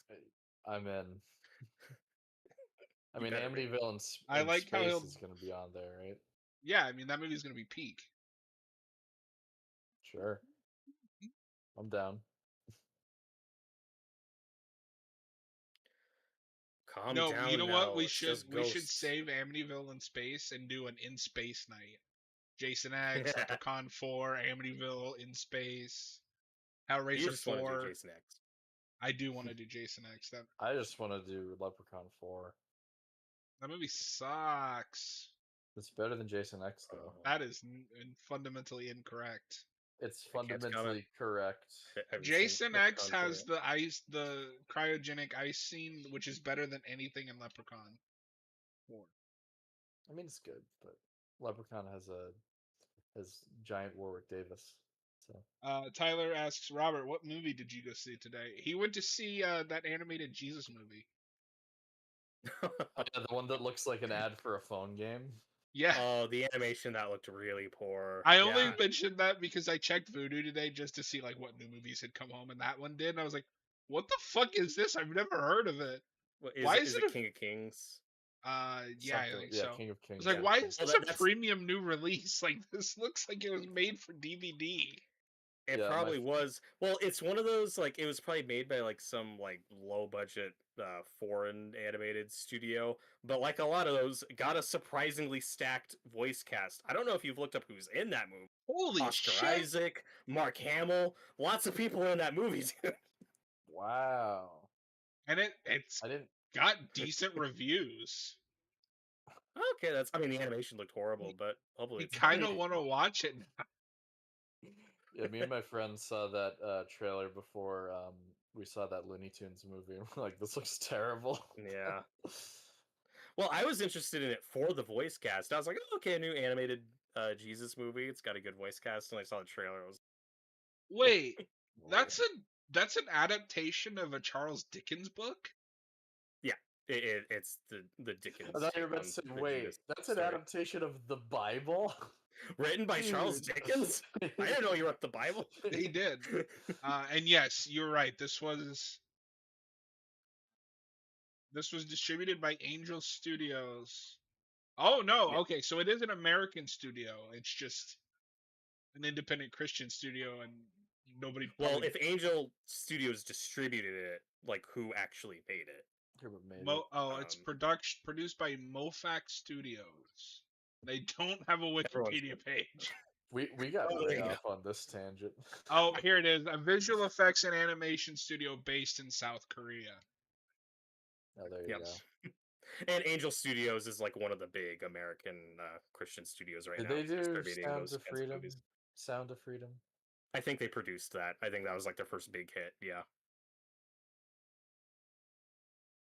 But How did anyway, they Robert, get all what of movie these did you people? actually see? Oh, to answer Tyler's question, Yeah. I saw Thunderbolts a second time today. Oh, cool. I saw that with my mom, so had a good time. Nice.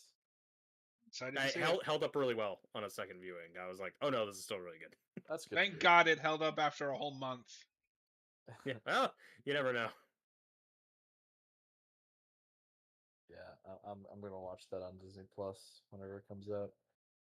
Good news, Noah. You can now watch Brave New World on Disney Plus. Nope. Okay. Not watching that. I don't think I will. So Noah, I'm curious Yes. if this lady stood out to you.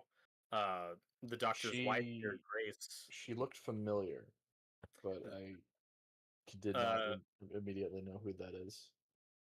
Grace here is played by Lois Maxwell, the original Miss Moneypenny in the James Bond movie. Oh, okay. Yeah. This is like a year that's after funny, Doctor funny. No. Yeah, because then I saw the name in the credits. I was like, Lois Maxwell. That name's familiar. That's familiar. It's weird seeing her in a black and white movie. I've only seen her in color movies. In color. Yeah, and she was Moneypenny for a long time. I feel like. 20 years. Damn. Definitely all throughout like the Roger Moore stuff that I remember. Yeah, the first time I watched this, I was like, this lady looks really familiar. I didn't recognize her because it's in black and white. Whoa, and this whoa, is the whoa! big scene. What does that mean? Because I've only seen her in color movies. Whoa! I don't think you could say that. Tyler says the studio that made the Christian movie let people buy and donate movie tickets to children. Okay, cool. So I have a question. How would they stop them from doing that with other movies? Like, if you buy the tickets, can't you just donate them if you want? I'm gonna buy tickets for Final Destination Bloodlines and donate them to as many children. Yes. That's a good cause. That's a cause. I mean, like, I guess that's cool, but I don't understand how that's any different than any other movie. Like, you just go buy a ticket and give it to a kid. Yeah, well, that movie's probably rated G, so. No, it's not. G doesn't Final exist anymore. Destination. You said Final Gestination. What? Final Gestation. Oh no, that's a very different type of movie. But yeah, this is like the big scene I was talking about, where it's like just one little idea that Flanagan builds a whole subplot around this mysterious nursery, where they're like, we can't get in there, we don't have the key, and then the door mysteriously opens by itself. And I've always thought that might also be a Stephen King thing, because the big thing is a red door. with red and then red Yeah, door. and I think in the book it's described as a red door. Fuck you, no, Robert. It's rated PG, not G. Of course it is. G rating doesn't exist anymore. It really doesn't. I don't know why, but Do you think they Now- show the crucifixion and the studio is just in like graphic detail. yeah, in great graphic detail. You might need parental guidance for this. It's just like an animated version of the Passion of the Christ crucifixion scene. Because I don't know Yeah, anything about the book. Yeah, this might be a split diopter shot. If it's not, It looks like it's got that feel. I like Oh, this maybe shot a it's lot. not.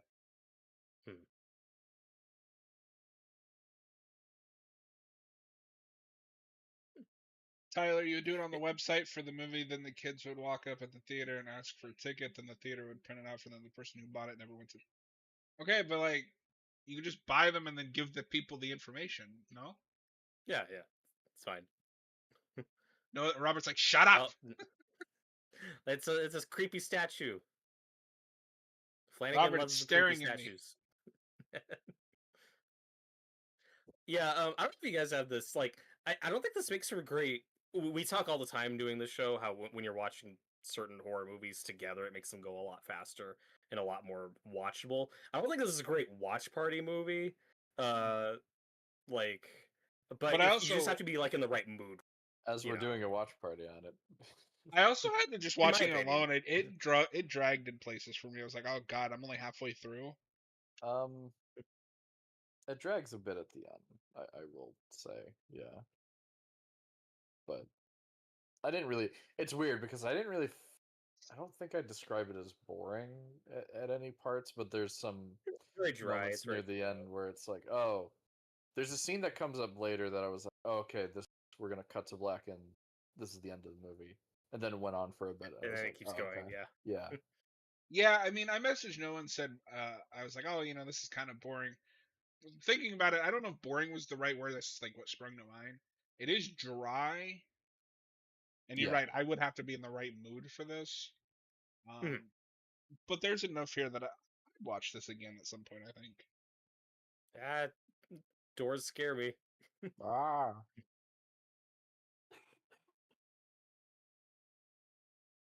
Now I'm really curious to watch that Rose Red again. I've never even heard of it. Definitely curious about it now.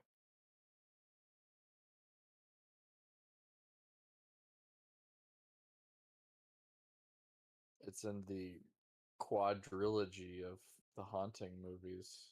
Apparently. Because we got these two, and then Scary Movie 2, and then that. We got to show Robert Scary Movie 2. We got to show Robert all true. of the Scary movies. Have you guys covered any of those for the channel? I don't think we have. I think we've just watched them together, like, for shits and giggles. I don't think we've made videos on them. Yeah. You should. We should. I would love just get Robert's like blind reaction at least to the first two. I've seen the first Scary movie. I was gonna say you have to, but it's been a long time. Yeah.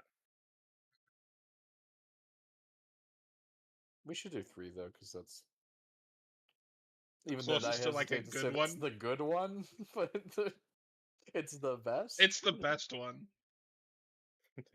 It's the and then it's I the don't one hate that has, 4.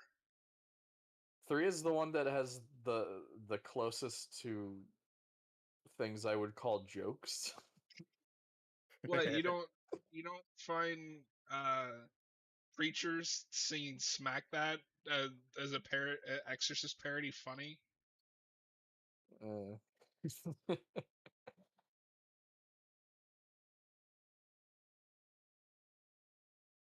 Tyler, if you guys are in a haunted house together, who do you think is most likely to survive? Me. Well, I'm eating Noah first. Whoa. I'll say that. Whoa. This escalated really quickly. It's just a haunted house. What? For survival. We're not. We're not on a desert island. You have food. Why? Get hungry. He didn't say anything about packing snacks. If if the ghosts demand a sacrifice, I think we could all agree Noah is the sacrifice. Why me? Why not you? Because fuck you, Noah. And this scene, this is definitely the most overtly supernatural scene in the movie, and I think the effect here is really the way the walls are like breathing. Well, again, it's so subtle, but it's Okay. really neat. So not to keep like going, oh, this reminds me of this. That is the Nightmare on Elm Street effect, Yeah. where Which part specifically? where Freddy comes through the wall. Okay, yeah, I can see that.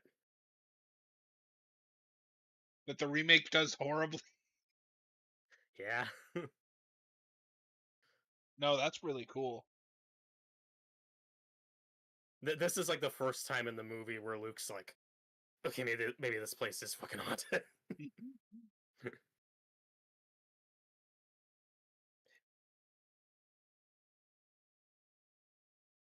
And I like that in this version, though, it is ambiguous enough where even if it does seem like there are ghosts, you can still read it as Nell dies just because she just loses her mind. You know, it's still ambiguous how much the ghosts like are like trying to kill her, or if she's just going fucking nuts, or if it's both. Like, we gotta get out of here, man. When are we gonna remake Like this we're as an trapped episode in of a Scooby haunted Doo? house. Actually, Was this that Joe? might be an episode of Scooby Doo. Isn't there an episode where they get invited to a house and it's haunted? They do a lot of haunted house episodes, yeah. So now I need a scene where it's a hallway and the characters are running in between the doors. A hallway. I feel like that probably exists in that original show because they reused animation a lot. Yes. That becomes a trope because it's cheap to just do it over and over again. Robert, why is your first thought I've got to this eat one. Noah? Wait. This is an Evil Dead 1 shot, right? With the mirror? With him running into it? Oh yeah. No. That's Army of Darkness. Or is that Evil... Or maybe... Well, you know what? You're right. Maybe it is Army of Darkness. I'm just like, I know there's an Evil Dead scene where it's because like a mirror and you don't know it's a mirror. It runs into it. Well, it's not that you don't know. Yeah. It's he's learned by then that they can possess mirrors. Because in the first one, he touches it and it turns into water. The second one, he pops out of the mirror. Has a mirror gag. Yeah. And by 3, he's like, you know what? Fuck this. Smashes the mirror. And then the little ashes pop up. And now to answer Tyler's question, yeah, I'm not the bad guy. I'm a survivalist. I gave a practical answer. He turned into Ben Affleck's Daredevil. I'm not the bad guy, kid. Not the bad guy. I'm in a haunted house for like one night and I'm starving. I'm the Despite quickest there being plenty of food in the kitchen. That wasn't in his comment. He didn't say it wasn't in the haunted house. He did not establish that there's food present. Tyler is on your side, Noah.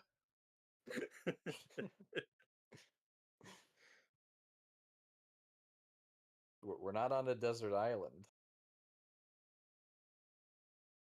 Just right back and you hear a tale. And Nell's freaking out. There's nobody in this room. Yeah, I think somewhere in the sequence is when she has the I am home, which we give to Steve in the show and give a very different context. Because this is the thing I think I liked most with her characters, where because usually in a possession it's like they start to accept it but then realize at the last minute. No, she kind of just wants to stay here. Yeah, it's this weird love-hate relationship she has with the house. The shot's pretty cool.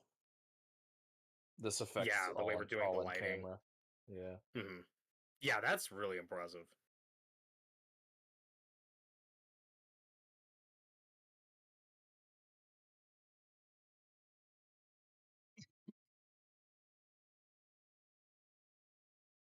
Hello, are you enjoying the movie so far?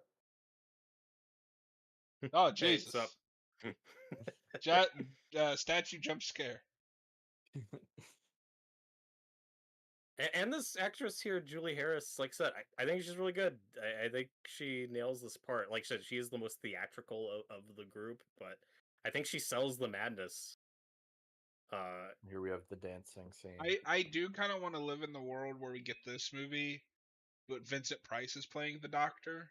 That would have been interesting. Yeah, I thought you were about to say Vince Price is playing Nell. like Nell. Yes, why not?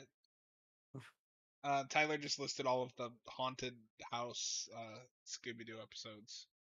I don't know how he knows that off the top of his head, but you memorized that. That's pretty impressive, dude. Yeah, this movie's got to be like one of their inspirations making that show. There's also a lot of like Universal monster stuff, lots of old classic horror. What year is that show? Scooby Doo.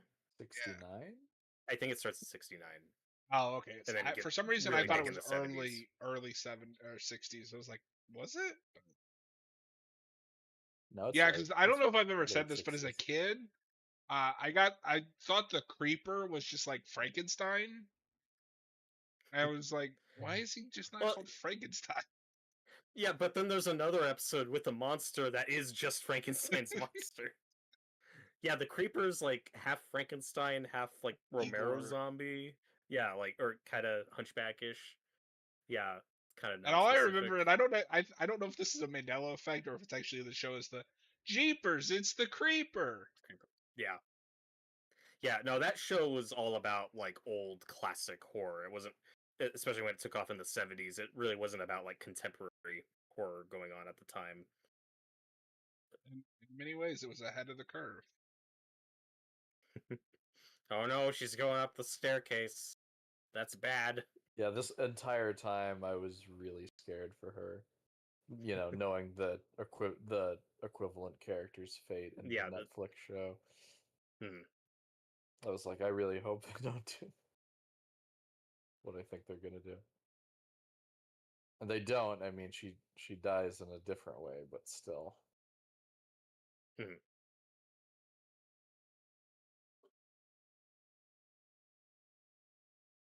Yeah, the only equivalency scene I can think of with that one in the Netflix, with the car scene at the end of this, is when Theo and Cheryl are in the car, jump scares them. Oh yeah.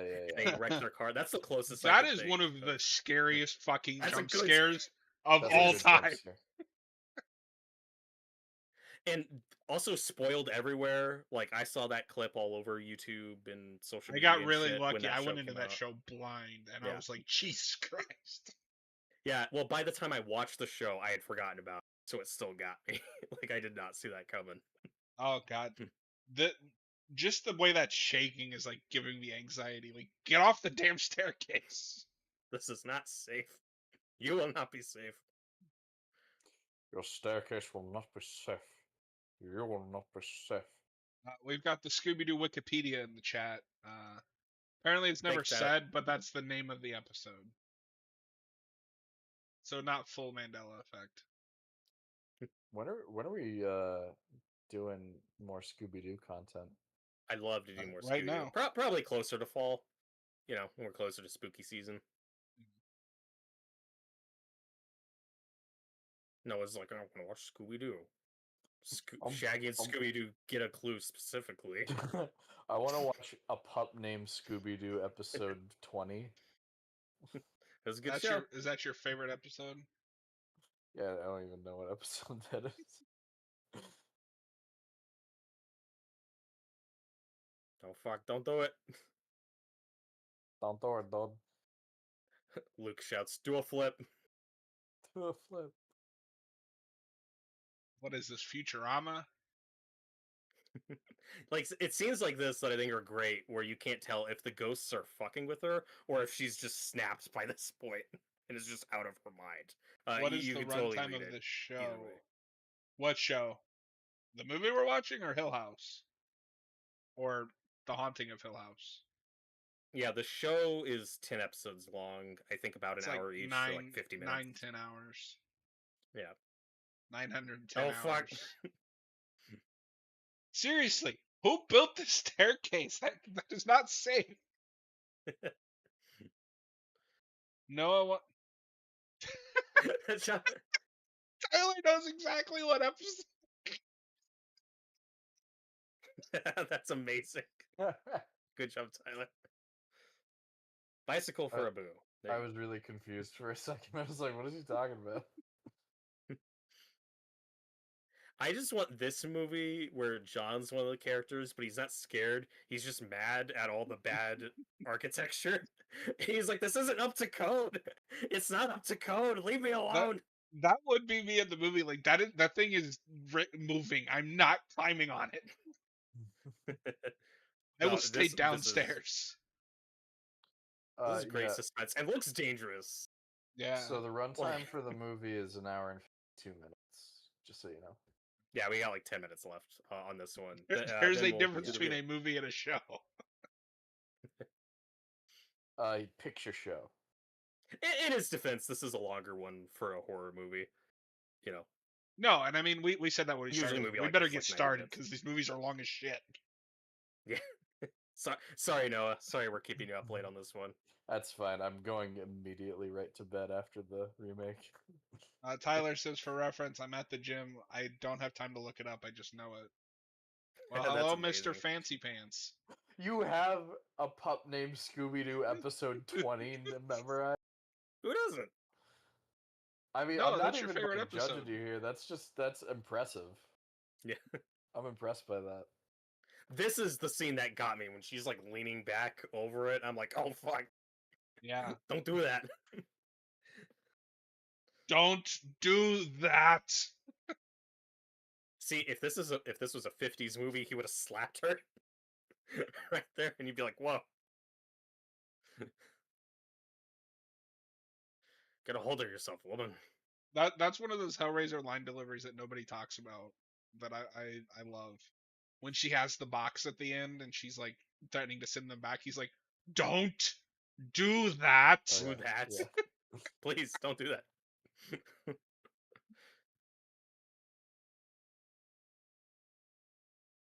Yeah. So this is the moment right here when it cuts to black here. I was You kind of thought the movie was expecting over. the end to show up. Yeah, because I thought we were leading up to a final scare and then we were just gonna cut off there, but I guess there That are is- more. There's more threads we need. It is to an tie early up. jump scare. I did have just a moment because especially on a first time watch with especially an older movie that's in black and white like this, I can't keep everyone straight, like who's who. I was like, who the hell is that? And then they say, first oh, time I watched it's this, Mrs. Dudley. I was like, oh, okay. No, it's Mrs. Markway, I think. It's the doctor's wife. That's who she saw. Wait, are you sure? Because I thought she was going to say Mrs. Dudley. No, I think a character said like it might have been. I think Dudley's name came up somewhere, but Oh, okay.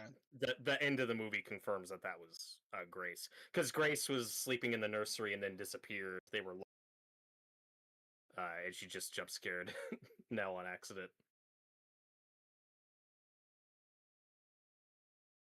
And this is a lot like that scene in the show when they finally get the mom to leave, where it's like, okay, everything's gonna be fine. You're just gonna go stay at a hotel, go see your parents or whatever.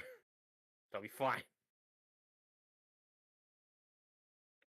I just thought of this though. It's a little funny with Grace's explanation later for where she was just like, the house was so scary, you know, I had to find your room. Yeah. You were like up in the attic?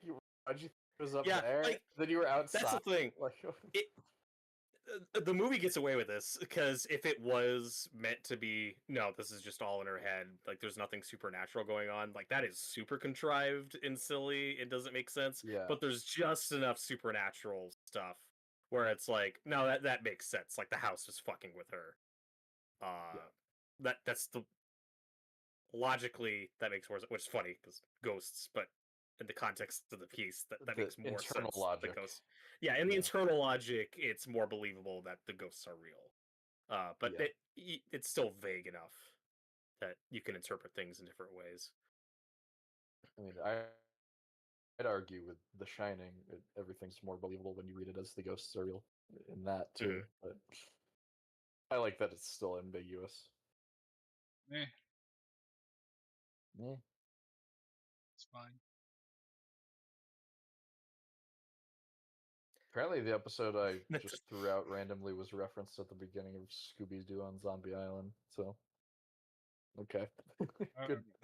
That's awesome. I like Yes. Scooby Doo. Okay. I don't have any of it memorized. This was a mistake. Don't let this lady drive herself out. Somebody should go with her. This is kind of on their hands. Just saying. Also, okay, this is a leap, but it's just funny. She says, "I'm all right now," and that is exactly the same line of dialogue Bruce Campbell has in Evil Dead 2 when he's trying to convince Annie that he's okay. And it's just funny that's exactly the same like vernacular. And cadence, yeah. Mhm.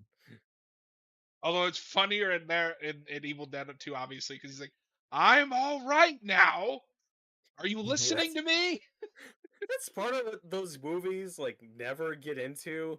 It's how Ash is just able to not be a Deadite anymore. He can fight it, but the second anyone else becomes a Deadite, he's like, "Nah, man, we gotta Ro- chop them up. They're fucked." Robert, you're not considering he is the chosen one. He is the chosen one. Also, sunlight turns him normal in like one scene. That never comes back. To be fair, yeah, I mean that's not necessarily like that doesn't happen to anyone else. It's just most people that are possessed don't live to see daylight. That's true.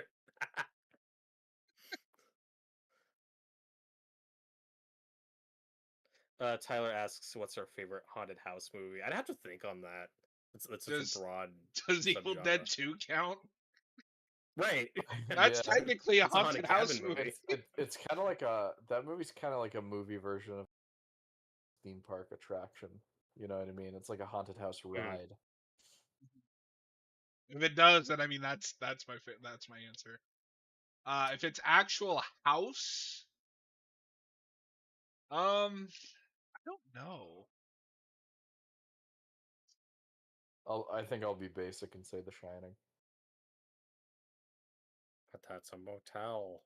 Shut It's up. not a house. Another one that's pretty good is I think it's called The Innocents, based on the story The Turn of the Screw. I think that movie comes out like just a couple years after this. It's got a very similar vibe. It's also Is black that and white. the book that Goes Bly Manor is based on? That is correct. That's what's interesting is you could totally do a double feature of this movie and The Innocents, and then Flanagan in his Haunting series does Haunting of Hill House, Bly Man, that feel like I have companion never pieces. made it through Bly Manor. I don't know why. I just haven't. I still need to watch it. Hey, I'd like to.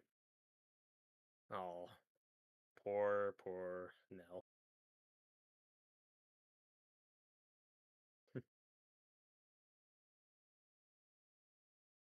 Yeah, like I said, I haven't read the book, The Haunting yet, but my dad read it, and when he finished it, he didn't know anything about it going good, and when he finished it, he told me like, "Yeah, that was depressing." He was like, "Yeah, that was dark." Not exactly a feel good story. I should finally sit down and watch Bly Manor. I've heard it's the weakest of those. Mhm. But it's also I think the one he was Flanagan's least involved with. Yeah, and like I said, this is the other scene that makes it pretty clear, like what was going on supernaturally was real because Grace showed up and was like, "Oh, I'm fine, you fucking ghost hunters," and like over the course of one night, now like completely. She's like, the house was fucking with me. I was lost, and then I was out here, and then she almost drove into me, and the place is fucking haunted. I'm I was scared. wrong. I'm sorry. Still trying to think of I what was wrong. if Evil Dead doesn't count what my favorite haunted house. Because it's not a genre I go to a lot. Scary movie too. Of course. um, and this is the other area though where I do sympathize with people who watched the Netflix show and really didn't like the ending in particular.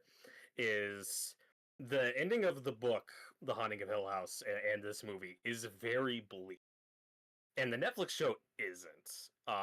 And it almost was, and then Flanagan kind of changed course at the last minute and wanted to be optimistic, which I think works fine for the show. I do like the ending. I also think it's the weakest episode of the series. Uh, so again, I'm fine with it. Like, I like the more optimistic ending. I like where we leave off the characters, but if you're a big fan of this material and prefer that downer ending, like, I totally get it.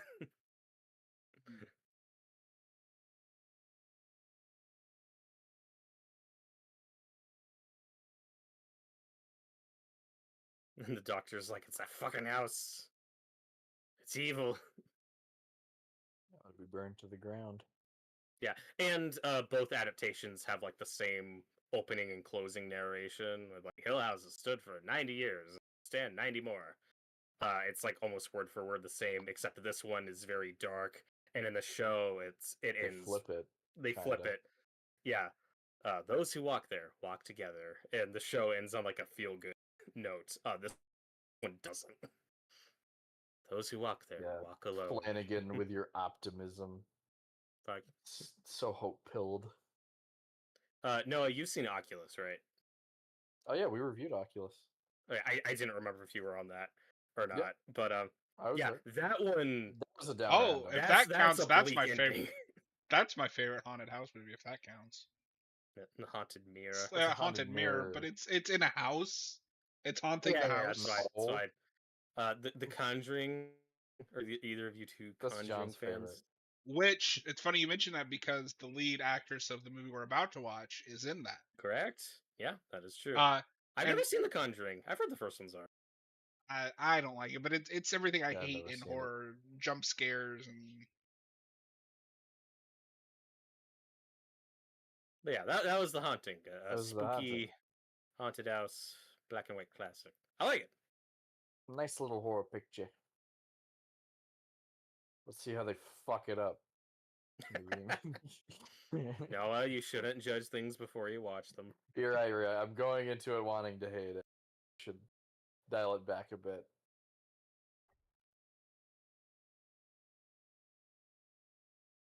yeah, Nope. that was The Haunting.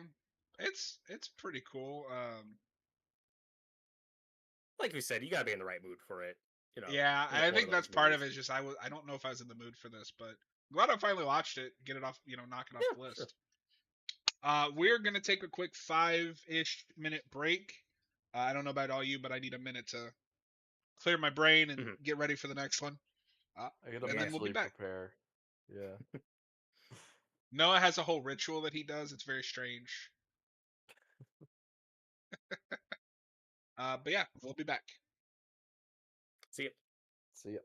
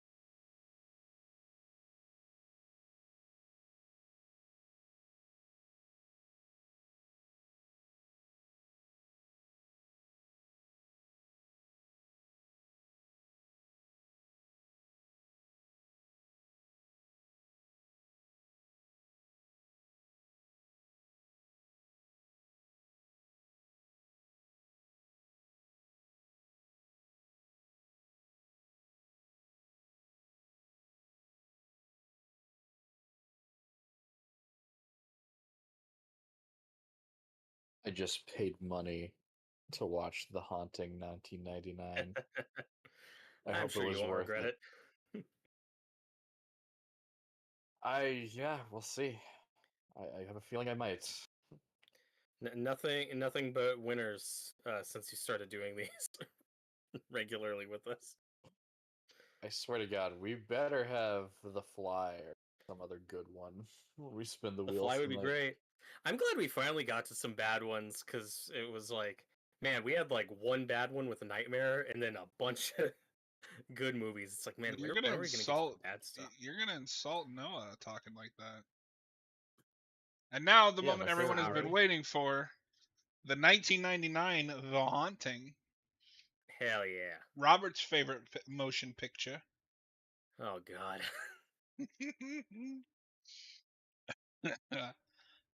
So, as we said, this is completely blind for Noah. I saw this Mhm. once when I was 7-ish, so it's basically blind, but with the caveat I have technically seen it before. And Robert doesn't believe in blind watches, so he watched it ahead of time.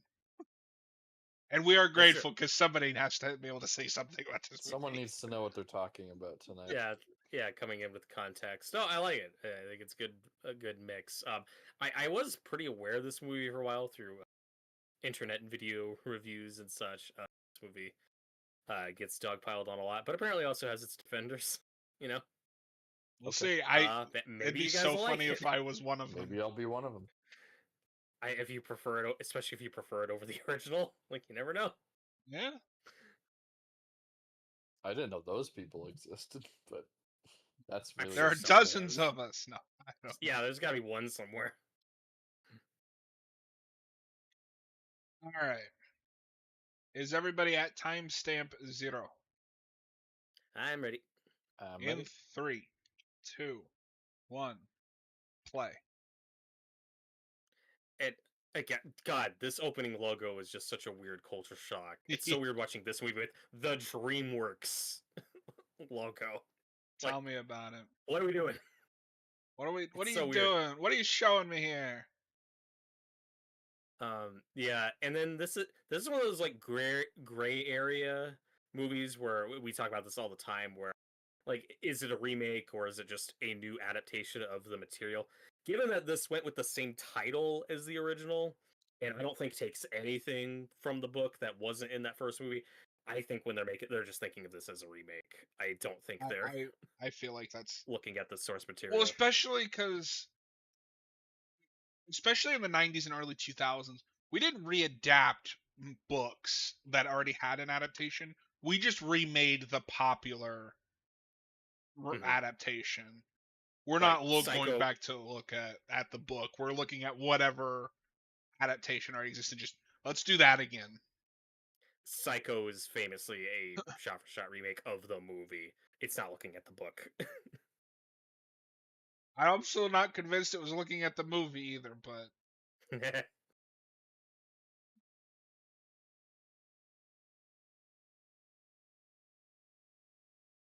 This is different already.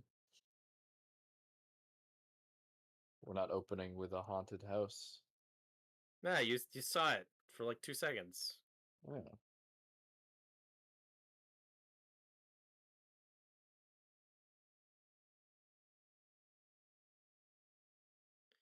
And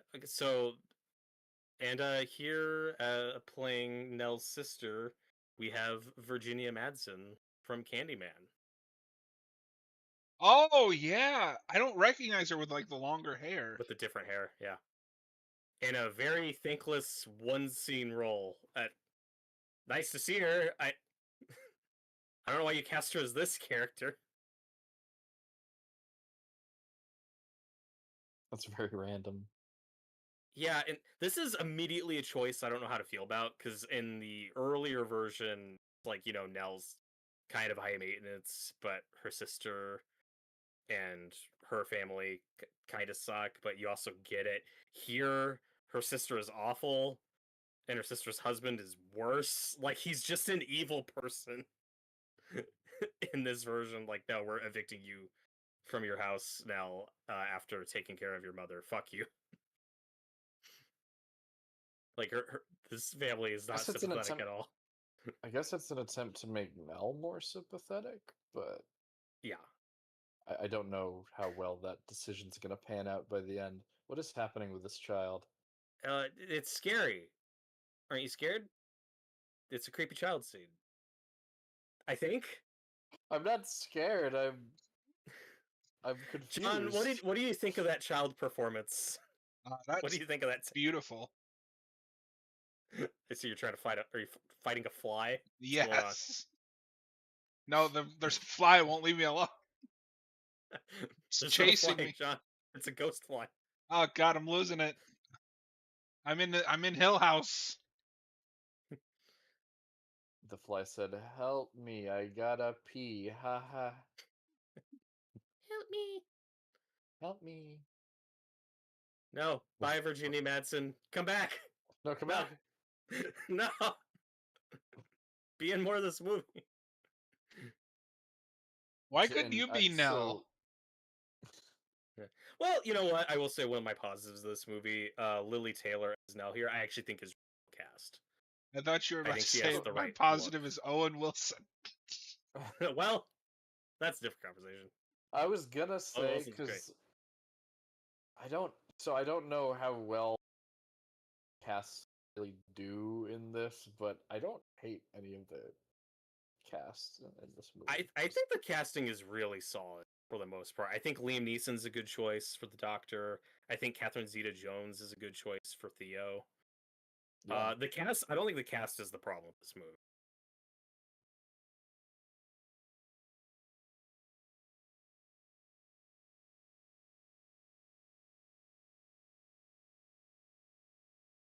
Who's at the phone? Spooky phones scare me. It's the phone jump scare from The Exorcist. Yeah. And in case you're jumping in late or joining us, today we are watching Jan de Bont's 1999 film The Haunting, based on the 1963 Robert Wise film The Haunting, based on Shirley Jackson's 1959 book The Haunting of Hill House, not to be confused with the William Castle movie or its Robert, remake from you cut out. 1999, or the god damn it. Well, You were on a roll there. You were on a Until roll, that. and then you cut off just for I think the Haunting on Hill. No, yes, House on Haunted Hill. House on Haunted Hill. Fuck you, William Castle. Haunted Hill House Haunt. Which, as we mentioned earlier, was also remade in 1999 for some reason. Yeah. And also, there was a Roger Corman produced movie, The Haunting of Hell House, in 1999. It's all connected. Why are Is there there a three hell? haunting movies in 1999?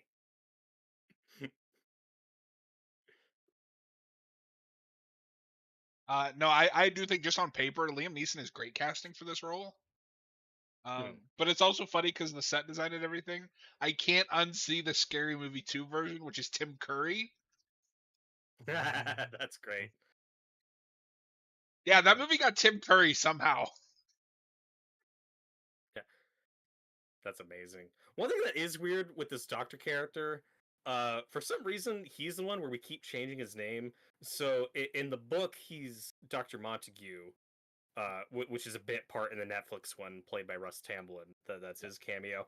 But in the '63 film, he's renamed as Dr. Marquay for some reason, and here he's Dr. Marrow. Just call him Montague. I don't know why his name keeps changing in these movies. No.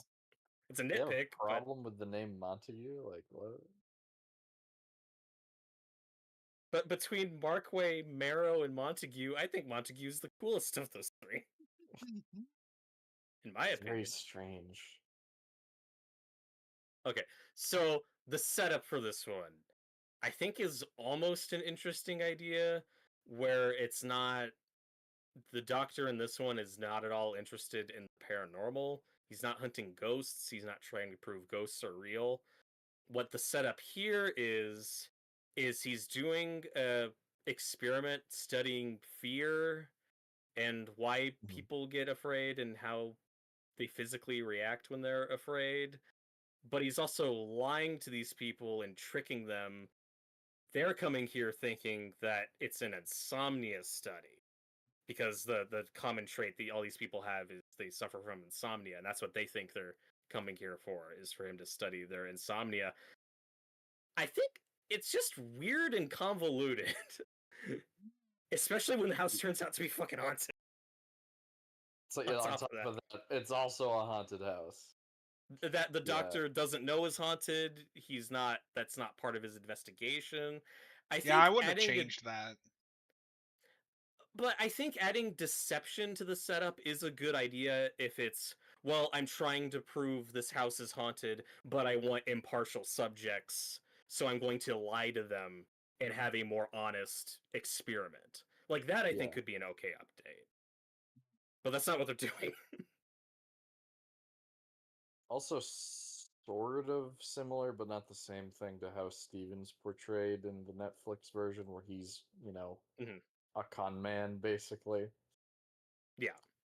Not exactly the same thing, but because he's not running experiments or anything. But He's more of a con writer, yeah, where he does do experiments and treat these people seriously, but like we saw with the lady he doesn't he believe any of interviewed, it. yeah, and then when he disproved what was going on, he was like, okay, well, I'm gonna write about it now, and I'm gonna put my Yeah, fictional spin on it. spin on it, right? Uh, They made hi, Mr. Dudley really like Doc Brown, like. that's Bruce Stern. That's classic actor Bruce Stern. Oh, Yeah, he's in like 2 scenes, but okay. Why do they keep getting like big name people for such small roles? I don't know. Virginia Madsen has one scene. This guy's got two Hi, Bruce scenes. Stern. Because this movie cost $80 million to make. Yeah, well, and The difference earlier, in so budget between the '60s version and this one, not even just because time had passed, just right. what the fuck? Even adjusted for inflation, that's like, I don't know, $10 million, $20 million. That ain't 80. So yeah, earlier asked like, how did this movie cost so much? Again, to its credit, production design is really big, kind of neat. Uh, it's we see some very elaborate sets and a lot of visual effects, and I'm not gonna say they all look great, but I can see the money kind of I do know that choices were made. they use CGI extensively in this movie. Well, extensively is subjective. You got to see it for yourself.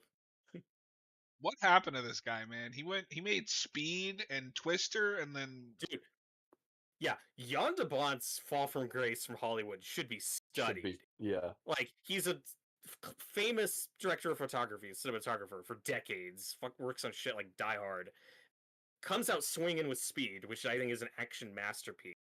Then follows it up excellent. with Twister, which John loves. I'm a big fan hit of. 90 film. A lot of people love it. Yep. Then he makes Speed 2, which is his first failure. And then he makes this movie, which is divisive, you could say. And then he makes, I don't know, like the Tomb Raider sequel with Angelina Jolie. Like, Did he do one of those? Wow. yeah, He did The Cradle of Life, which I don't remember. I know I've seen it, but I don't I've never remember seen it. it. It's probably better than Speed 2, I guess. I don't know. That's not hard. And then that's it, right? Well, and what's surprising too is between The Haunting and Lara Croft, the worst title of all time, Lara Croft, Tomb Raider, The Cradle of Life. But between that, we should mention he produced, or at least gives producer credit, on Equilibrium, which I've heard of, but I don't know much about. Was that like one of those Matrix knockoffs? I'm I not. think so. Yeah. I think, Oh is that the one with yes, that's the Christian one with Bale? Christian Bale. Yeah, I haven't seen Yeah. it. And Minority Report. Yeah, that's a big hit. Yeah, and then yeah, just That I was just just fizzles out. polishing this knife. Hi, creepy Mrs. Dudley. I think okay. they're laying on I the don't know if creepiness anybody a else little here too is gonna thick. know this. That is the creepy neighbor lady from Home Alone 3. Oh my god, that is. That's amazing. That bitch. Okay. That was my grandma's favorite of them when I was a kid. So Oh, I've seen that one a lot. I am so sorry. I remember I liking haven't. it as a kid. I don't know if it holds up. I'm sure it doesn't, but I don't think it does. That's one of the first sequels I don't like, but I watched it because my aunt had it on VHS and none of the other Home Alone movies. So I was like, well, I guess I'll watch Home Alone 3. And yeah, I'm Joke's not a on you, big fan of that movie. Robert. That's Roger Ebert's favorite Home Alone That's movie. true. no, my grandma for whatever reason thought Home Alone 3 was hysterical. I'm sure I've it definitely doesn't hold seen up. that I haven't went movie. back to it since I was a kid. I've Whoa. definitely seen that movie once or twice. I don't really remember. But that also I character. can't hate it because I saw Home Alone 4. Oh, The made for that's even TV worse. one. Yeah. There are no Home Alone movies after 2. So okay, Yes. because this adds the whole thing with the guy that made the house, right? Yes. Creighton, I yeah. thought so.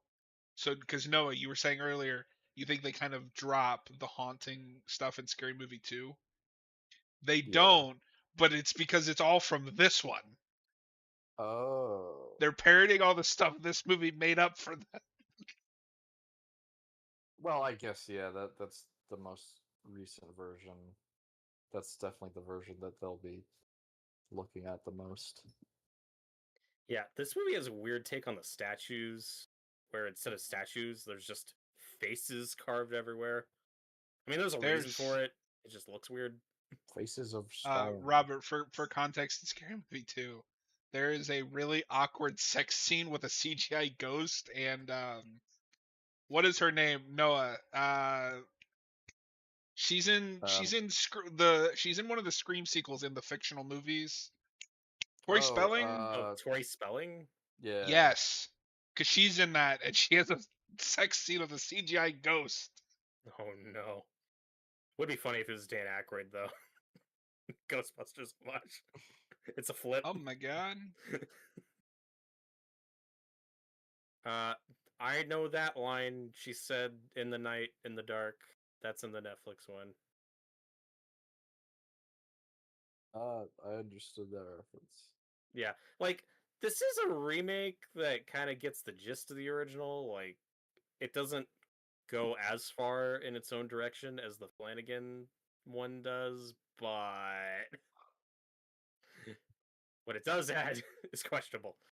Uh, and like I said, I haven't read the book, so I can't speak to it. But with if you're comparing like this to the Flanagan one, it's like, well, I guess this one's technically closer to the book. That doesn't make it better. I mean, I didn't So finish far, the book, this so is I don't not know how that terrible. ends.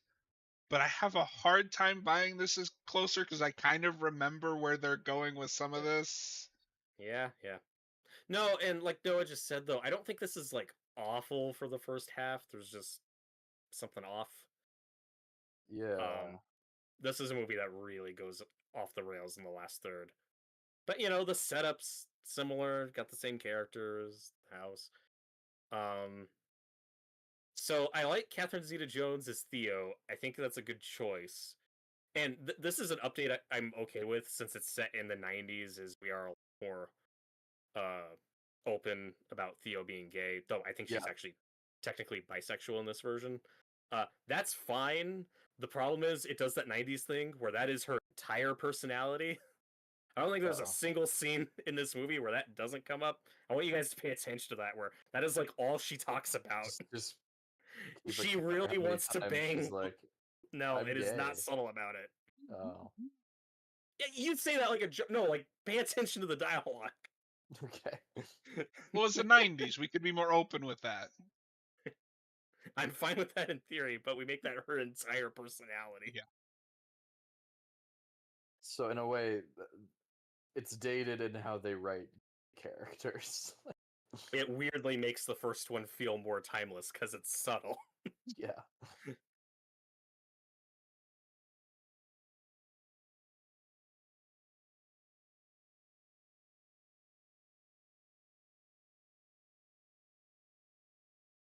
Oh yeah. She's already given her the eyes.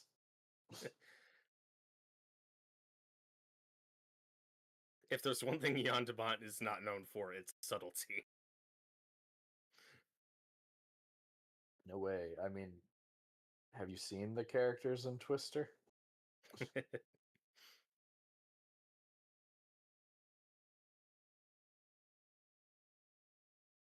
Okay. No, it's like, okay, movie. All right. Come on. Turn the horniness back. down a bit.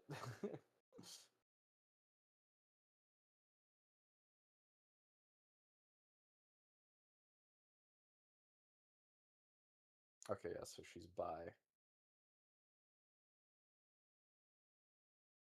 Yeah, why is she so horny? Like, what the It doesn't stop.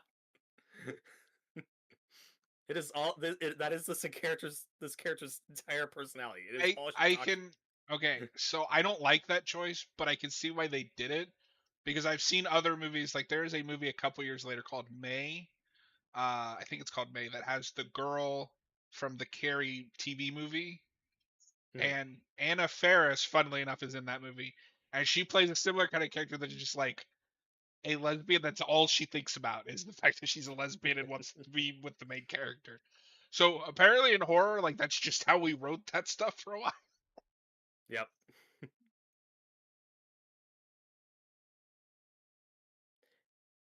It just right off the bat, the stranger she just met, it's like, well, do you have any boyfriends, girlfriends? It's like that's a really forward question for this person you met 5 seconds ago. She's like, how do you feel about open relationships?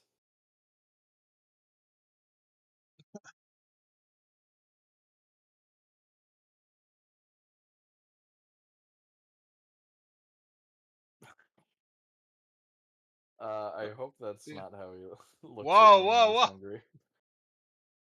Tyler says Theo's looking at no like Robert looks at Noah when he's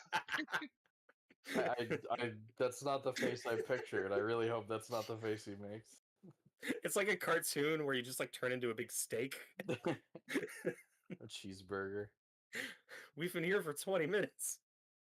It's just, He snaps. again, this is a house with food in it. You don't know that.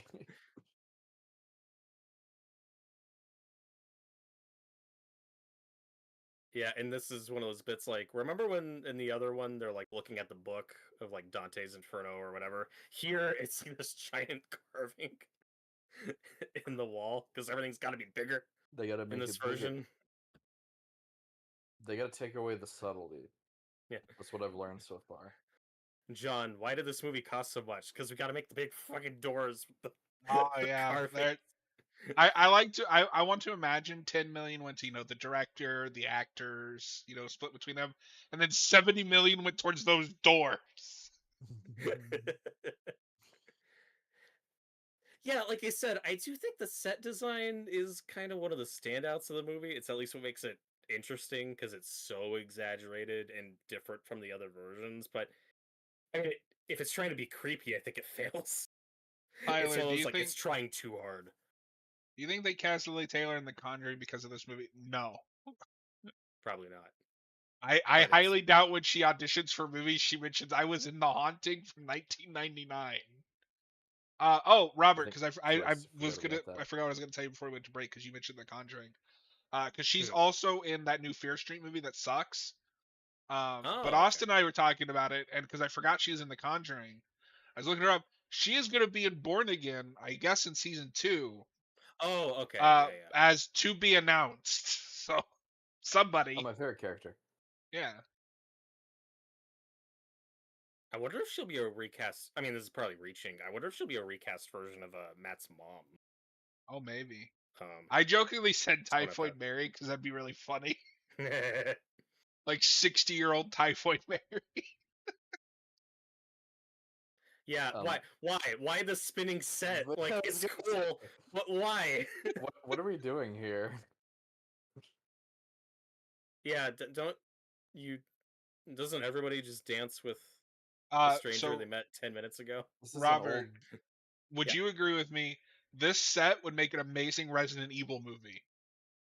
Oh, absolutely. Like, no, like, the set designers on this absolutely deserved work on something No, like Resident Evil. Like, just they did a take great this choice for it. exact set and Yeah. everything, and just make a Resident Evil movie. Oh, that would Look be at this, awesome. like what?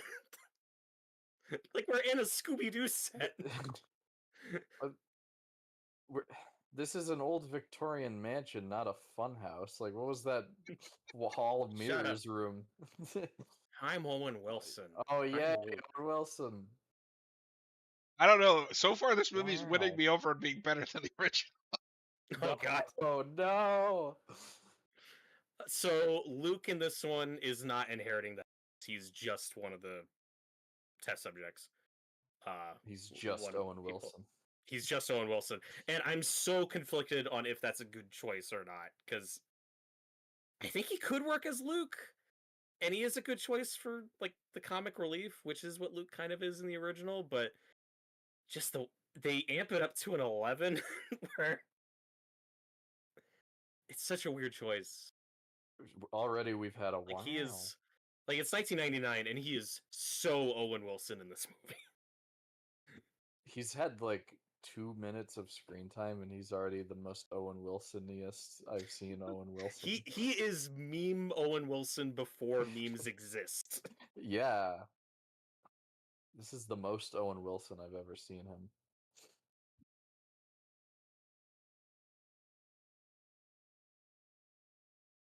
Yeah, and like Tyler said, he thought the rooms could be cool. They just don't really make sense. And I agree. Like, there's no internal logic. It's very exaggerated and cartoony. Again, it's neat.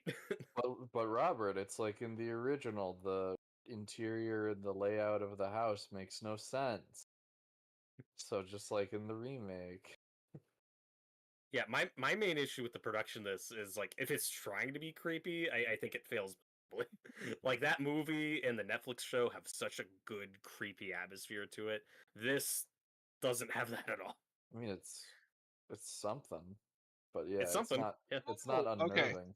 So I'm the only one that's going to care about this, but the character that they introduced as Todd, that actor is actually a carryover because he is also in Twister. He is Oh, there one you of go. the Jan de Bont regular. he's one of the storm chasers. Who then went on to be in Eyes Wide Shut right before this, which I haven't seen, but that Oh, he good had for a really weird 1999 him. Broken Vessels that I've never heard of, Eyes Wide Shut, and then this. Well, in Eyes Wide Shut, correct me if I'm wrong, Noah. I think infamously that took like 5 years to film or something like that. Like it had a crazy long production. It was a really long production. I think along. Yeah, So kind he of probably filmed that long before doing this, and then they just came right. out the same year. Yeah. Yeah, exactly. No, I know. I'm just saying in terms of Wow. release, that's just really funny. Going from Yeah, yeah. Eyes Wide Shut to this.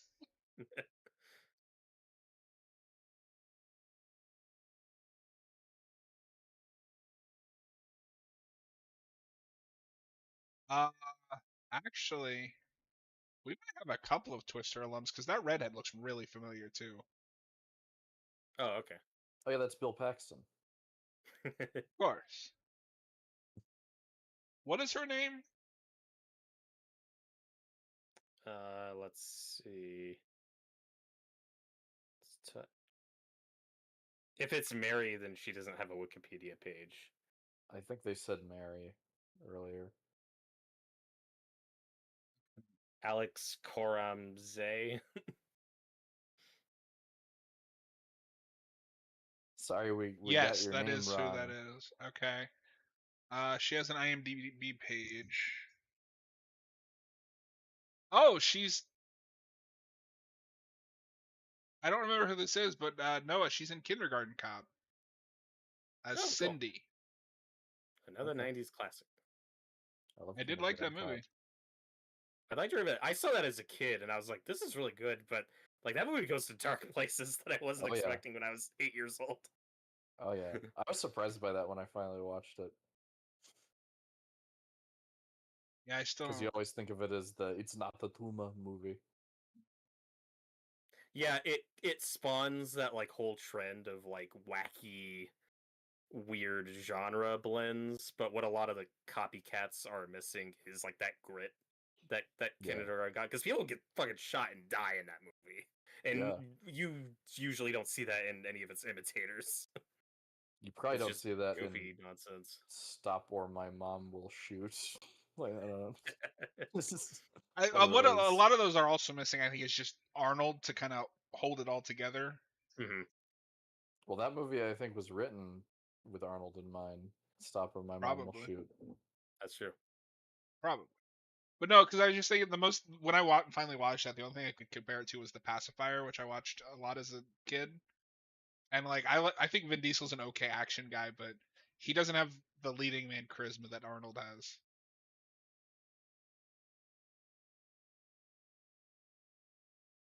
What is that necklace she's wearing? It's fashion. It looks like a railroad track that somebody just turned into a necklace. Like a toy rope. Yeah. Like a Doesn't Lego, one.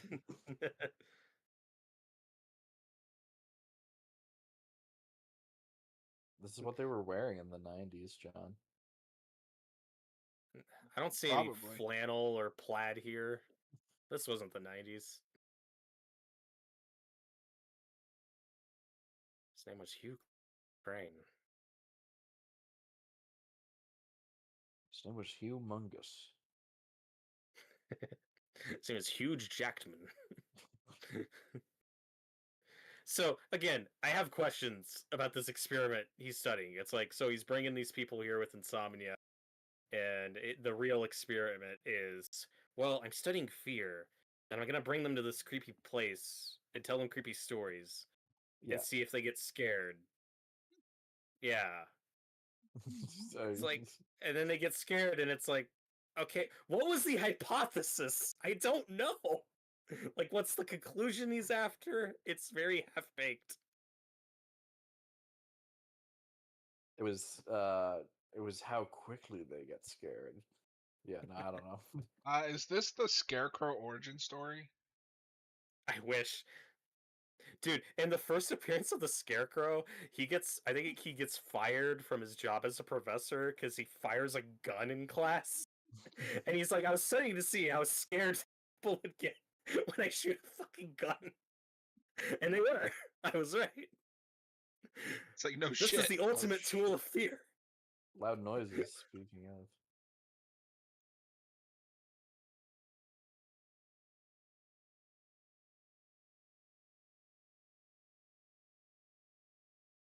It's like, oh fuck, the piano's haunted. Spooky piano scare me. Don't touch that. Whoop. Oh, fuck. Noah, did you also have to rent this one? Yes. Oh I my had to pay god. money to watch this. Ow. Oh my god. She's a supervillain now. She's got a scar across her eye. Well, they're out of the movie. I was Well- surprised we were introducing more characters. I think we probably talked over it, but what was the point of those people? They're his Because assistants. scary.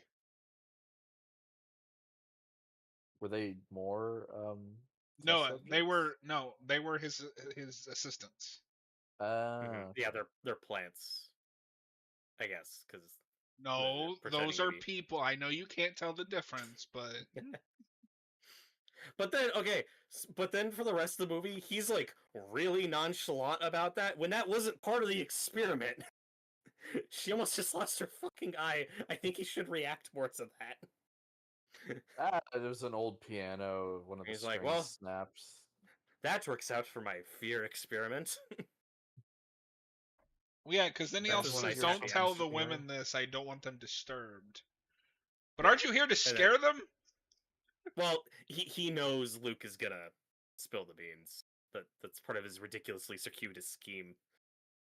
Tyler, I think it would be seeing if they react to the controlled fear stimuli, which is the spooky stories, and compared to the independent fear stimuli, which is the actual supernatural hauntings. But he But doesn't know the house is Thank you for haunted. the house explaining is that. haunted. The house being haunted is not a part of the plan. I don't think. Right. Robert, have you ever stopped to consider that maybe this guy is just a fraud? But also, Tyler, not to get ahead of the movie, Liam Neeson just sleeps.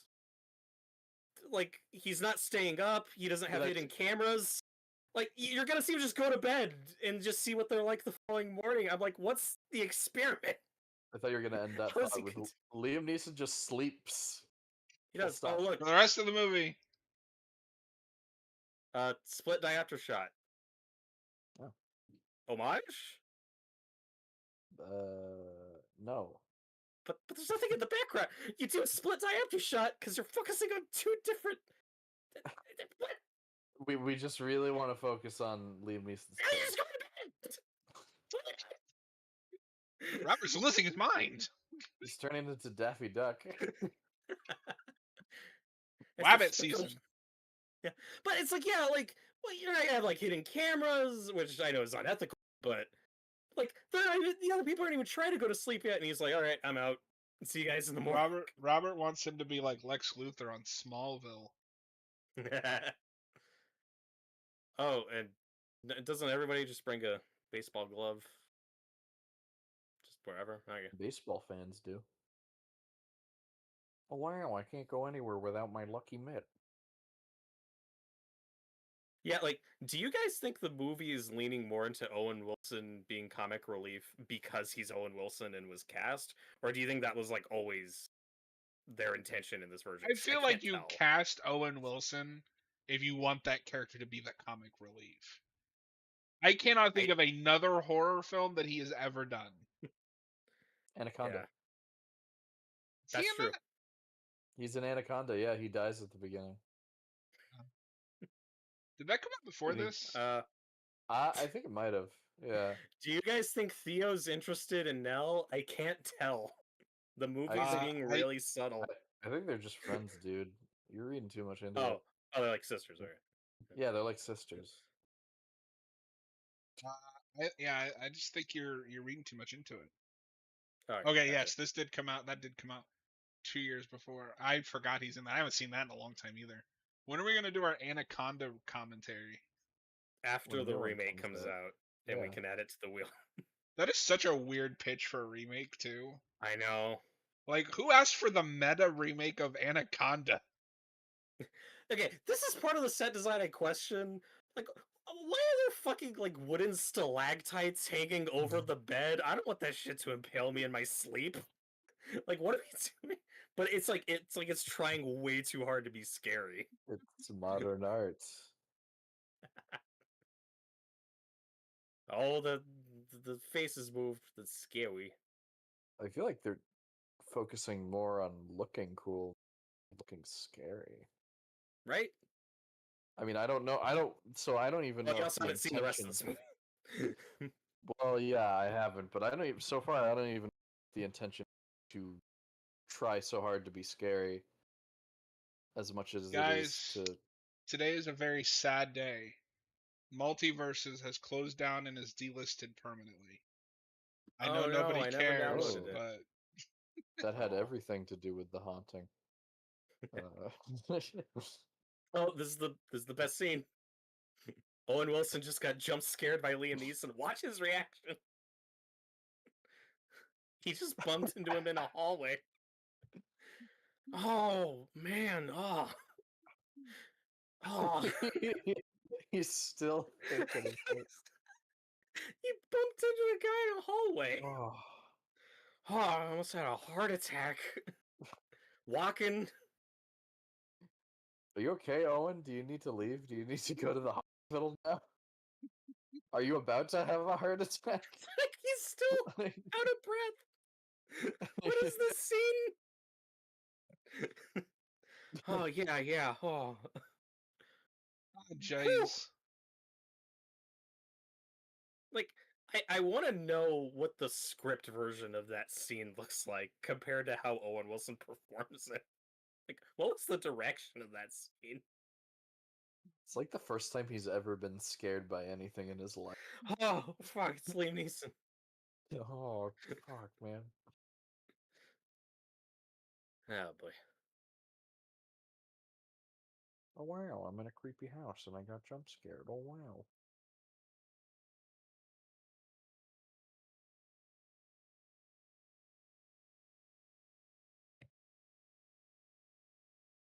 Oh, and I'll go ahead and mention it here just because we might miss it later. Remember that really iconic, really scary scene when Nell's alone and thinks somebody was holding her hand, but it's actually a ghost. Yeah. And it's like this really creepy, drawn out moment. In Yeah. this version, that's an ADR line where I don't remember what scene it is, but she's like freaking out, and there's a line dubbed in where she says, "Who was holding my hand?" Like they just added it in post. They just brushed past it. Yeah, That's lame. it's very nothing. But first, we got to do this scene, which again isn't bad. It's just sound design. You know, we're not off the rails yet. I mean, so far it's the scene. Yeah, it's not too different. Let me in. Well, let me in. Eric Andre on the other side.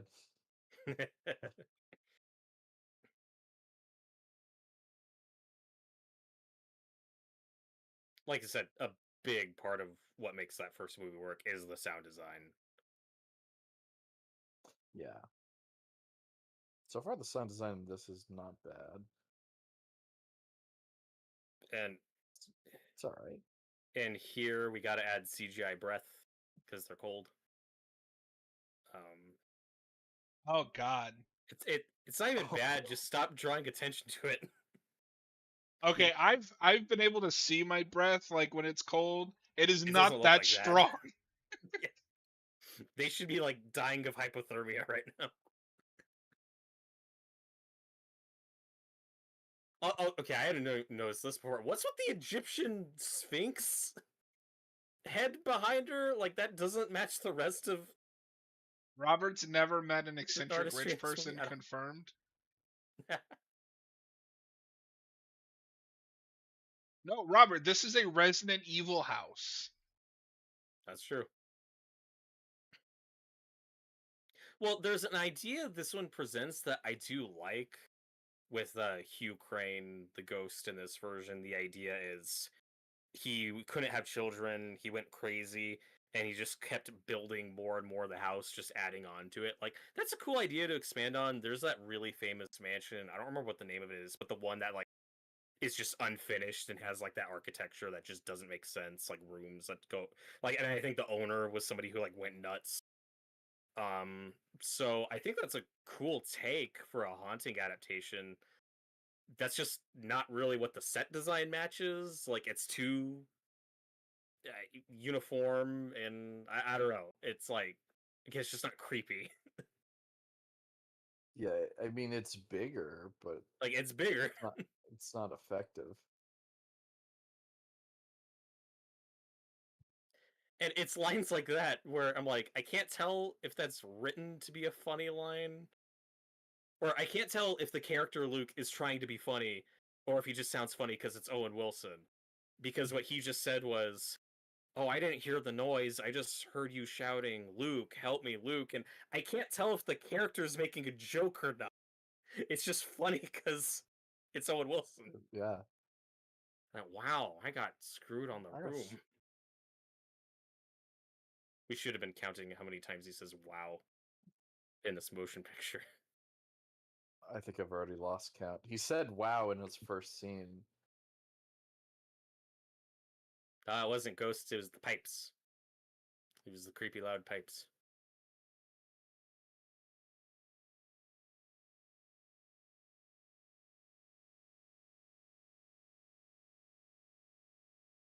They commented on it in the scene that we just watched, but I think another reason why this is so scary, or just like going into what we were, what we keep talking about, like their room is huge. I don't know. It just it it loses that like intimate kind of cramped That feel. claustrophobic feeling, yeah. Claustrophobic feeling of the original scene.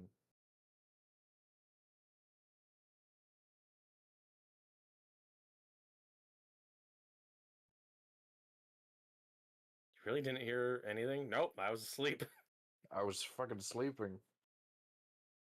I was being lazy in my experiment. I wasn't monitoring you guys.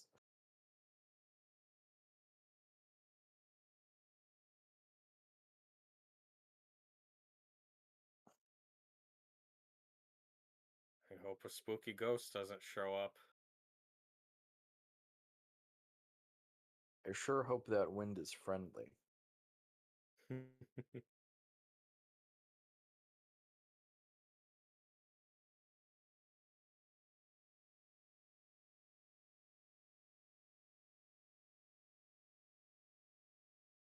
I think I know what's about to happen. It's the final destination, wind. It's back. No, as long as there's not evil sentient water. Excuse me, the evil sentient water is peak. This movie would be better No, with it's it. not. Already Oh we're using some no. CGI. It's fine that they're being subtle. They're not. Oh. Oh my god. Fuck. Oh no. That's Oh. terrible. This is gonna be one of those. That is one of the things of all time. Eleanor. You know, it was creepy in the original because we didn't see the ghost. Fuck you. It's I 1999. don't We have the think it's. budget for it. I don't think it's bad that we see them. It's just it looks like a PS1 game. It does. Find us. And she very nonchalantly reacts to it like she should be self. Well, John, you're right. It's not necessarily bad that we see the ghosts, but they have to be scary. Yeah, like that is scary, but like in the incorrect way. Like if you That's saw that, if scary. you I'm woke like, up oh and saw god, that get away from on me. your pillow. No, if you woke up and saw that on your pillow, you'd be freaking the fuck out. But in a movie, it looks weird and bad. Tyler asked what just happened. A The ghost CGI went ghosts. from the curtains up, swam through the mattress, and then went into the pillow and formed a face that looked like a PS1 game and said, "Find us, Eleanor." And Eleanor went, "Okay, I guess." I was like, yeah, sure. It looked like Freddy in Nightmare Remake. It did. Well, that's funny. When we were talking about Nightmare on Elm Street earlier, I'm like, oh, there's a lot of that Nightmare remake in this movie. Oh boy. In terms of visual effects. This at least has the excuse of being from 1999. From the 90s, yeah. Yeah, but we had some good CGI in the 90s. Most of the CGI that was good was enhancement. Like Jurassic Park, it's just enhancing those models. This is pure CGI, and it's bad now, but to be fair, at least from memory, it is kind of on par with other pure CGI things from the time. Yeah, like this isn't the worst 90s CGI I've seen. It's just not No good. reboot exists. Or Robert, there is a Power Rangers ripoff that is kind of Power Rangers meets Transformers. The kids are like car enthusiasts, and then their morphing is them entering this animated world as cars, and the animated world is all early 90s TV CGI. Hell yeah. It's not good. Or, I mean, the CGI Megazord in the first Power Rangers movie. Like, That at least had money. That is correct. I like how Owen Wilson's whole bit in this scene is just, oh, this house is really creepy, guys. Isn't this house really creepy? Yeah, his whole character is, this house is creepy. I am also horny. And I am also horny. Because he just said, I'm gonna go check on Theo, see what she's up to. Like, look at that Yeah. door. That is a big ass door. That's a giant door. Did I mention this house is creepy? I'm gonna go check on Theo. Hey, look, she's drawing a maze. I wonder if that's symbolic. I wonder.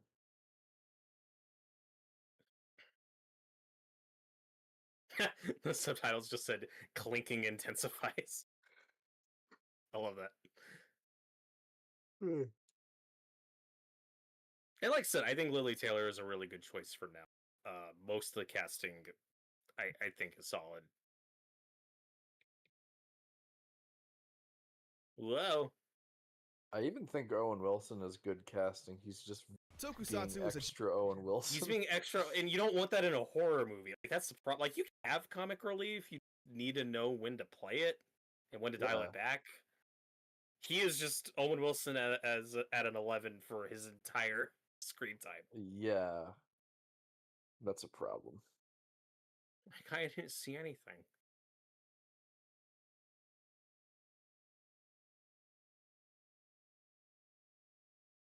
Chains clinking. Clinking intensifies.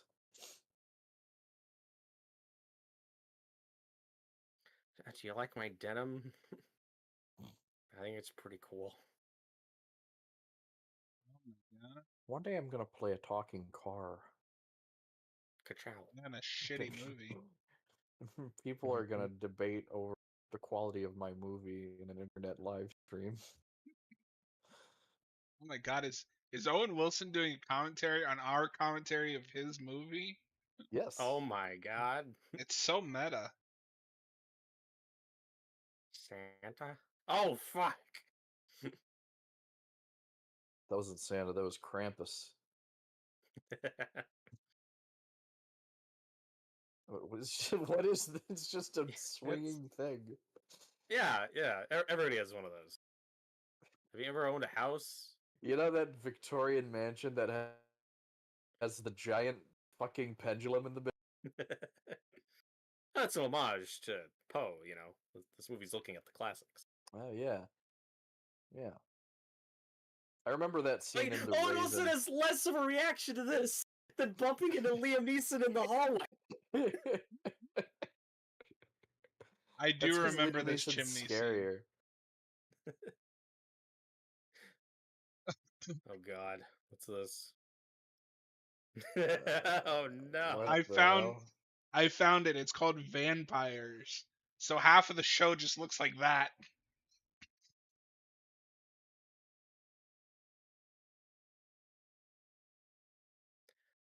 Remember this scene? You guys should take a look at this.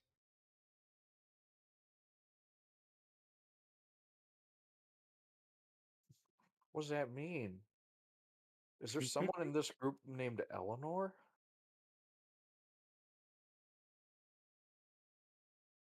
Did you paint that, Luke? You should be like, how? Like, what? When could I have possibly done that? Did you paint that and then call everybody over here?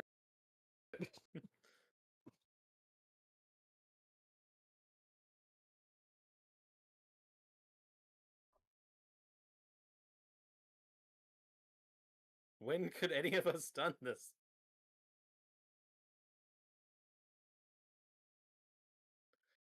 This scene is just so emblematic of the entire movie, where it's that scene, but bigger. Yeah. They immediately start yelling at each other in this I love that version. it's written in like red paint that looks like blood. Yeah. Because it's scary. It's like Red Room from the movie. That's a funny bit in the original. Okay, I will say this is actually kind of a creepy shot. The little kid paint footprints. I like that choice. And then you cut back to Owen Wilson. I forgot about it, but that's a bit I forgot to talk about in the original when they find the "Come Home, Eleanor" written in chalk. I don't know if you guys noticed this. When Luke goes and rubs the chalk and to look at what it is, he tastes it and then says it's chalk. Why is the taste what confirms to you that it's chalk? He ate a lot of chalk Who as a goes child. licking chalk? I thought that was really fun. He just has a lot of experience eating chalk. He knows what it tastes like. It's like, this looks and feels and smells like chalk. I gotta taste it just to be sure. Hey, look, it's the spiral staircase. Oh, it's two of them. But it's bigger. It's extra spirally. It Like a kind of looks DNA like strand. DNA. Yeah, Yeah. yeah. Dinosaurs. Dinosaur haunted houses. Can we Except the please set's impressive. recut this movie to be narrated by Mr. DNA from DNA. Jurassic Park? Those who walk there walk together. Eleanor, come home. Silence lay steadily over the halls of Hill House.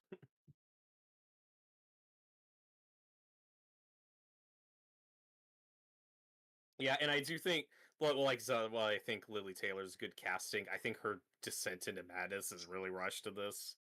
Like, she's like already weird, but not in a consistent way. So Robert, far, she's been just like. stressed. Don't be so judgmental, okay?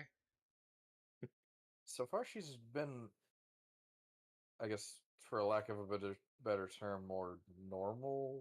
Well, she's a lot more assertive and like sure of herself and put together at the start of this. A little bit more, yeah. Has it Definitely more assertive. more together, yeah, and more assertive than. And the then here original. she's just like, oh, these statues, oh, so Yeah. cool. I love it here. It's like, what? Okay. Dutch angle. She Got a just feels Dutch like angle. a different character now. Mhm. Dutch angle. Every time they cut back to that giant mural, just like, what am I looking at? Aren't you disturbed? Isn't this creepy? Pretty creepy. This movie is pretty creepy.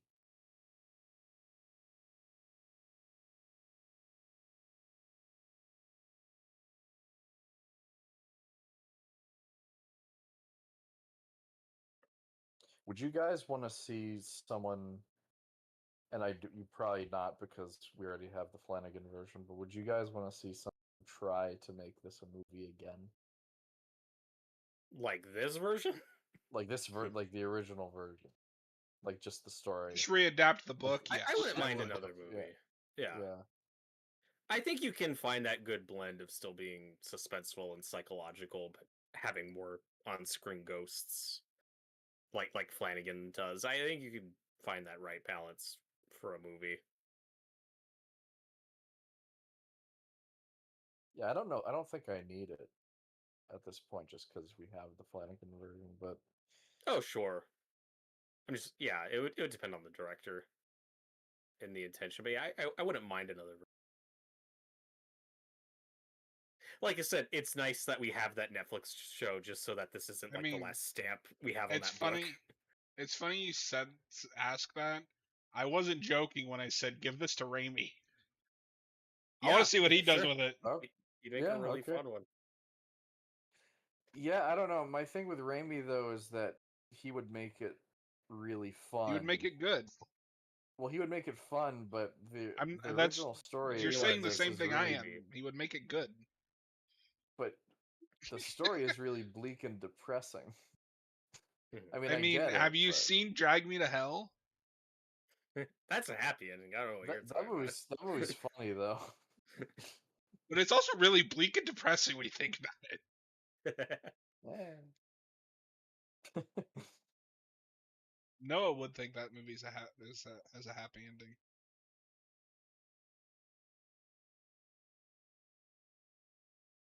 Yeah, get the director of The Substance to remake this. I want to know what that looks like. That'd be fucking weird. As Dennis Quaid as the doctor.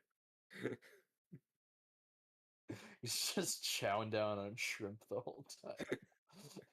Oh no, it's Casper. Oh, at least he's friendly.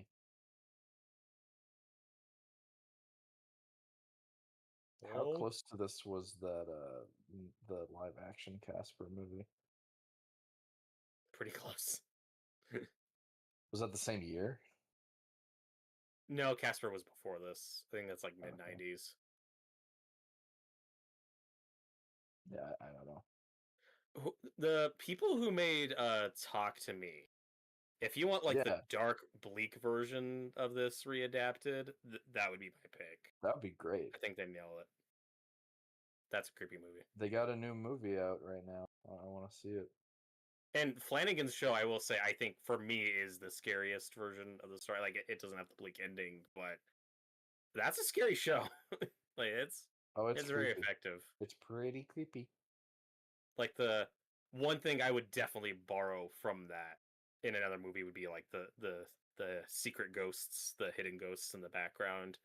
I spotted a few of them the first time I watched that show, and every time you do, it's fucking terrifying. You're like, stop talking and turn around. There's a fucking ghost in that room. Get out of that house. Horrifying. I don't know what this has to do with anything, but Tyler says Casper was 1995. Oh, we were talking about Casper a second ago. Yeah, Must have no tuned out for a asked if that second. was the same year. It was mid-90s. I am scared to I go knew- back to that movie. I loved it as a kid. I knew it had to be mid-90s because does Devin Sawa play Casper? I know he's in that movie, Yeah, he's when But, like, Casper but turns he- into a human. but like He and he might also- voices him the whole movie. Maybe? That's I would yeah. think I don't so. know, but I knew it had to be earlier because he's like a kid in that. But I've never seen that movie in full. It's one I missed growing up. Oh, no, this is... No, so he only plays him as the human form. That's somebody else voicing it. Weird. I don't know That's why you strange. do that.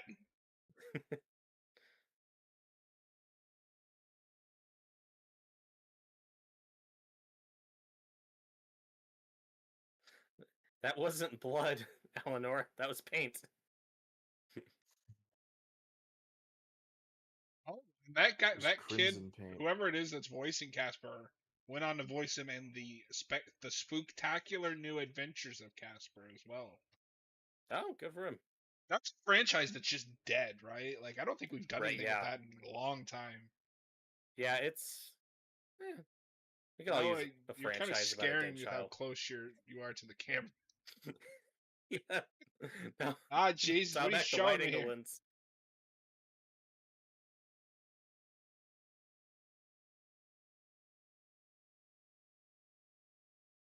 Yeah, and I think Christina Ricci's in that Casper movie. That's like one of those I early would rather post. just be watching the Casper Adams. movie. Yeah, Yeah, this is the part of the movie when I think it starts to drag. She's the daughter of Like- what's his name? Who is that? Bill Bill Pullman? Pullman, I yes. think. Yeah. Oh my god! I haven't even seen that movie, and I knew that. Oh, you haven't seen Casper? I've seen it No, I exactly missed one it. time. What I the did fuck? have. I had a VHS tape of some movie that had a trailer for Casper on it. So I've seen a trailer a million times. So I had the but yeah. VHS tape of that movie, and I had the PS1 game. Bet you Oh, didn't know there was a nice. PS1 game. I'm sure that holds up. I was Oh, no. really bad at it too.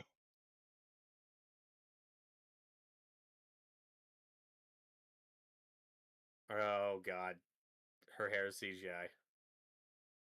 Ah, Jesus. I hate when my hair just is animated. I mean, Like what when it's I don't know if it's frizzy just and in, like- saggy, no, literally animated. No, animated. I don't know if it's just like relative to the other CGI that I've seen in this. That did look terrible. Yeah, I didn't think it looked good, but fair enough. I didn't say it looked good. I said it didn't look terrible.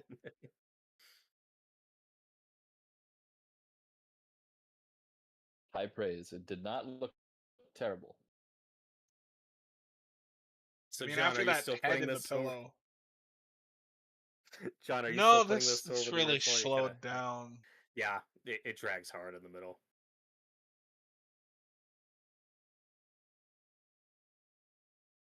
It's not a Just gotta house, get- that's a mansion. Just getting more shots of that house. Yeah, I mean, this is probably just like a really big model, That's cool. I miss models. I mean, I will say this movie does look cool in some places when it's not using CGI. Yeah, like the Netflix one is obviously a lot smaller than this, but it doesn't look cheap. It just looks authentic. Like, yeah, for a this would have been like a really big It looks like a house real 100 mansion. years ago. Yeah, like from that era. Mhm. You know, but this is This is like just it's straight out of this, fantasy. the stakes Wayne Manor look restrained. Yeah.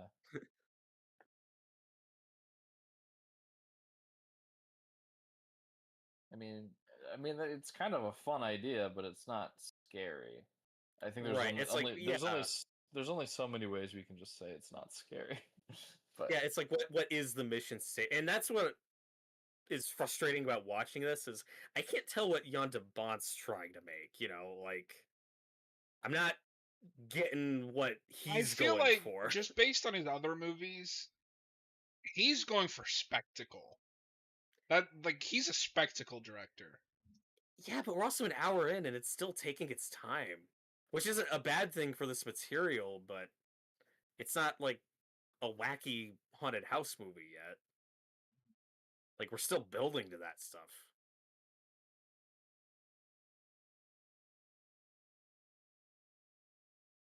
And that's what's weird about Jan de Bont's career too, is he starts with Speed, which I think is an action masterpiece and very practical. I'm sure there's like lots of rear projection and compositing in that, but it's still mostly model work. Like there's very little CGI. And then he makes Twister, which has a lot more CGI, but it needs it. And then it's like from that point on, he is just obsessed with CGI and can't get away from it. it was Well, the new it's emerging technology. Oh my god. Austin. get it. Austin kind of has this thing, and I agree with him. A lot of directors at a certain point will just hit. They're Oh, more fuck. interested in advancing technology than Yeah. anything else, and I think he just Well, hit that really quick. Zemeckis is like the poster child of that. I think Favreau is at that point. Yeah. I'd like to see him make another movie. Well, he is, so we'll see how it turns out. You didn't love The Lion King? I did not. Oh, I love The Lion King. I The original. figures you would OG. be the one fan of The Lion King, the live action, but not really live I mean, action because it's just a different form of animation. That movie is It is a just shot for shot be remake. the same movie It's also like a half hour longer. I don't know somehow. how you do that. Didn't they add like a bunch of new songs and shit? They added A couple. They added one terrible Beyonce song that just plays during like a montage.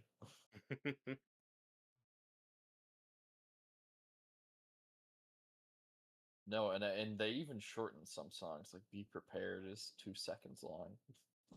Yeah, that's That like pissed barely me a off. song. That's like one of my favorite songs from the original. It's a great Holy song. crap! Casper cost $55 million to make. Jesus. Jesus, that's a lot of CGI.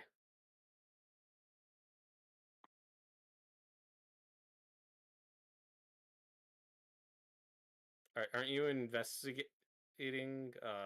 Are you invested in this investigation? I'm investing my I'm time. invested in Robert trying to say that sentence. Oh my god, it's a flip book. Yay!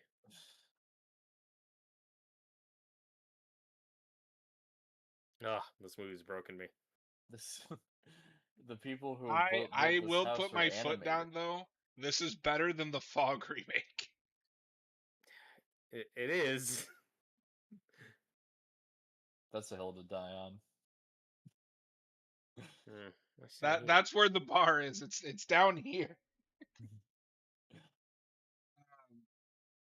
Also, just out of curiosity, because I still had the page open, I pulled up the director of Casper's filmography.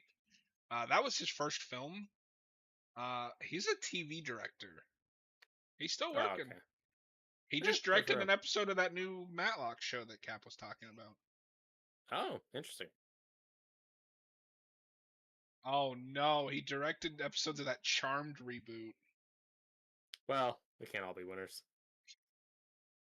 That's what everybody Oh wanted, my a remake God. of Charmed. Yeah, the enchanting poking at dirt scene. No, it's scary. Shut up. The music's And this is strongly a scene scary. that is kind of in the Flanagan version. Ah! Spooky, scary skeleton. So I think I might be just like a second behind you because you screamed and I looked over and nothing had happened. I was like, "What the fuck?" I actually jumped at Robert's scream and not the movie. Uh, Did you see the puppet skeleton? I did. Tyler At least it was a puppet. says, "Just wanted to say, love the dedication to the channel and give me something to do on Saturday mornings. Show is very entertaining." This is why time zones like Thank blow my mind because I'm like, "What do you mean it's You said Saturday morning?" Saturday. He's in the future. He is. Has any life altering events happened in the last 6 hours? Wait a minute. How far ahead is Australia? Oh no. Holy shit. Also, whoa, what the fuck? It's just why What the fuck? What? It's was scary. that sort of CGI hand bullshit? What are Why we was doing those here? CGI animal? That was like that's the master hand from I think that's what it's called from Smash Brothers. The big like I like how you hand made a they grab. reference and I was like, is that what it is? I don't know. I'm not a gamer. Oh my god, it's Jareth in the live chat. Hi Jareth. How's it going? Hello, Oh, Jareth. mine Yep. has. Hey, Jareth, you're like halfway through the last movie, but it's okay. I It's think fine. you're here just in time to watch For the movie to go me. off the rails. Yeah, to watch me lose my mind because I think I'm starting to. I was gonna say before I was rudely interrupted by CGI hand, uh, that I made that joke about the first one. How the first one movie would have been better if it had a A 3D skeleton. puppet skeleton, and then You get a skeleton. this movie's got a skeleton. So that's pretty cool. That's your letterbox review. This movie's got a skeleton. That's Oh, pretty cool. that will be my letterbox review. Robert, apparently Actually. in the next 12 hours, you're going to be announced to direct a Haunting of Hill House remake. Hell yeah. I don't know if that's life altering. That's just nightmare fuel.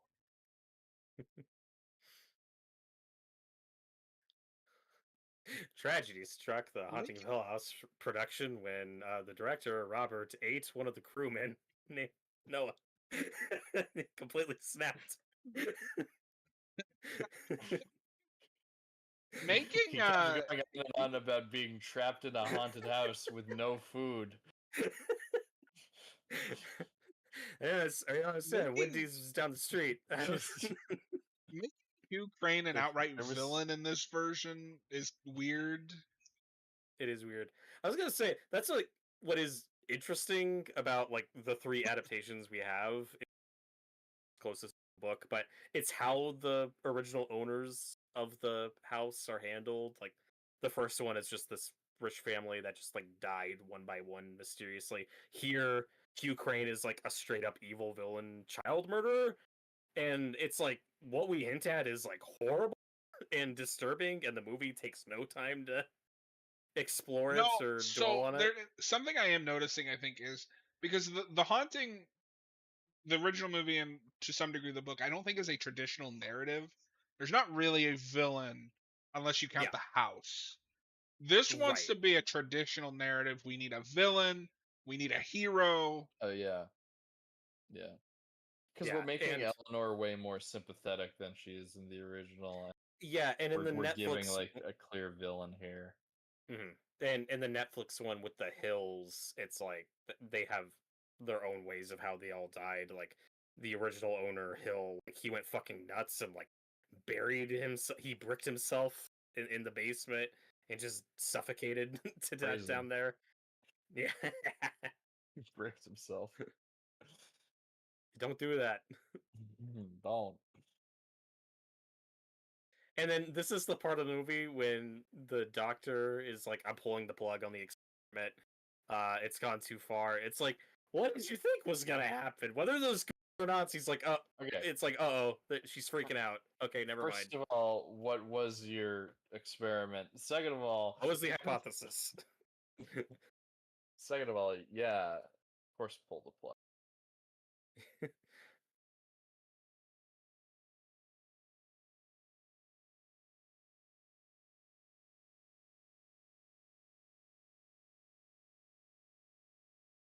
Henrietta's stuck in the cellar. Liam Neeson's freaking out. Also, this has nothing to do with anything. John was earlier talking about that guy, like, career he had.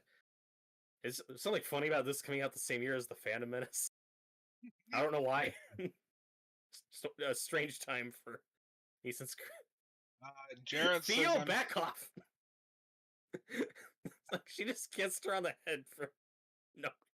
she's just being friendly, Robert. Why are you so homophobic? Like, that's not okay.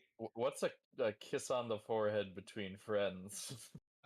Jareth, I'm gonna finally try Black Mirror tonight. Any episode suggestion? I have only seen the pilot, and it was weird. So I'll give it that. I've seen the interactive movie that they did, Bandersnatch. Oh, okay, cool. Kind of cool. And then I've only seen the Bryce Dallas Howard episode, which was pretty good.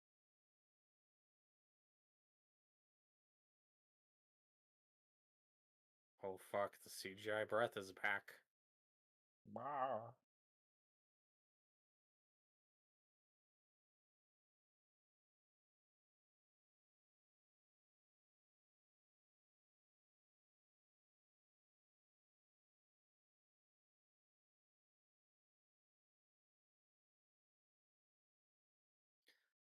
Oh no. Oh, why? Noah, I don't remember exactly how this scene ends, but I think this is one of the big scenes that they parody in Scary Movie 2. Oh, is this the awkward Is sex it 'cause scene she's you were in bed? talking about? That's that scene you mentioned earlier? So, Noah, you asked earlier... Oh, sorry. Just real quick, because it's paying off. It's continuing the joke. In the remake, Robert directs Noah will be the skeleton in the haunted house. So you're gonna be the skeleton puppet. Noah. Yeah. See? Happy ending. I'll be the skeleton on the wire. So, Noah, you were asking earlier if this was trying to be creepy or cool.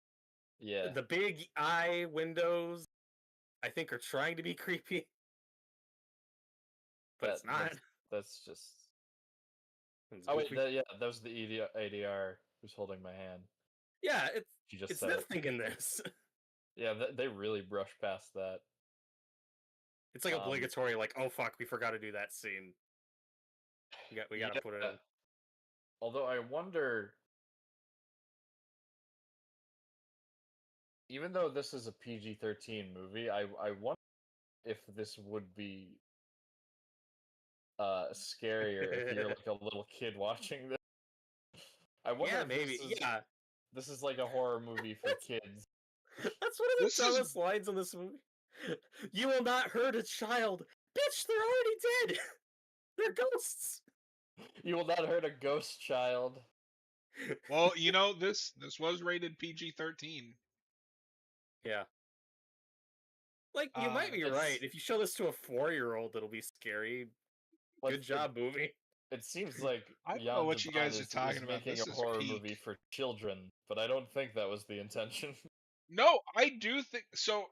Okay, I'm the more I watch of this now that I'm older, you know, I am convinced he is not directing this like a horror film.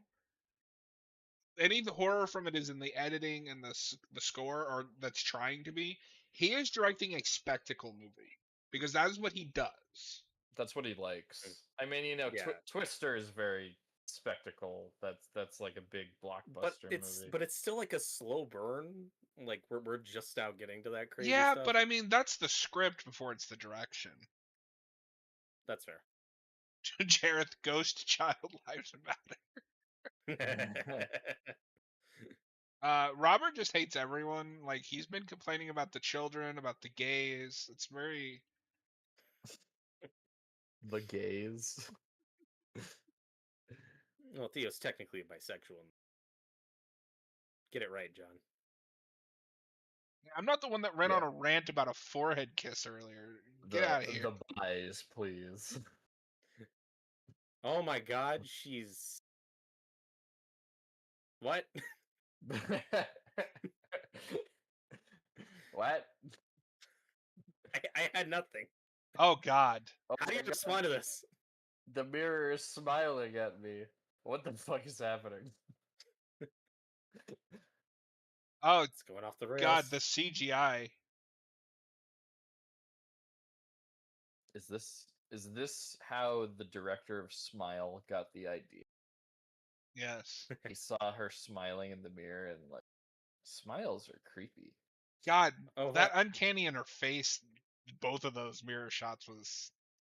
weird. Yeah. You know, I'm starting to think this spinning mirror room bad idea for this house. This seems very unsafe. This okay. So this is part of a trend that I've noticed.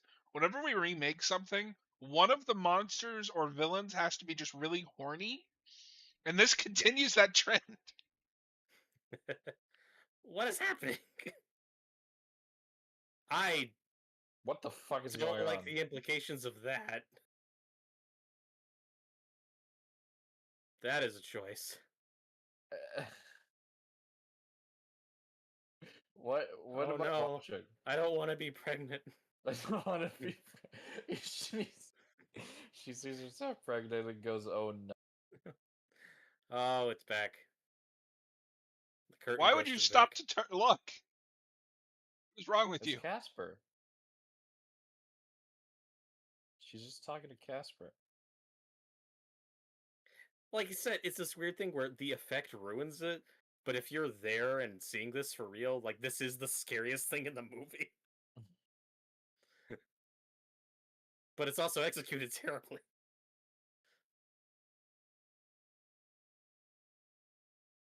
Help us, Eleanor. What do you want from me? Yeah, and I mean, maybe this is scary to a little kid. Tyler said the more times he rewatches this, the worse it gets. And he asked if I'm finding it hard to rewatch after just watching it. I mean, yeah, I just watched this today, so not Oof. exactly in the mood for rewatching this. I don't know. I'm having more fun with it, like as a It's a watch watch party. party. But I can sympathize though, Robert, because that was my struggle with The Haunting, the original one. Having like a 10-minute gap between viewings is not advised. well, like I said, the first half of this movie I don't think is terrible. There's just some choices that I'm not vibing with, and then you get to the last third, and it just goes off the rails. And here we're doing this scene. Remember the But it's bigger. stairs? There's 2 stairs now. And again, it's sad that we've gotten to the point where this has to be a positive, but it's a real set. That's cool.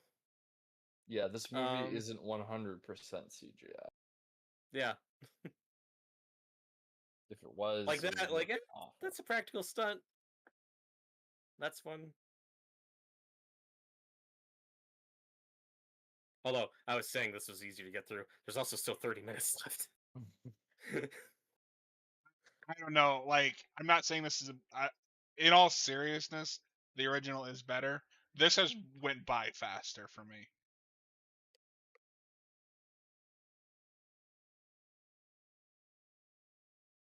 I don't know. I think it's starting to.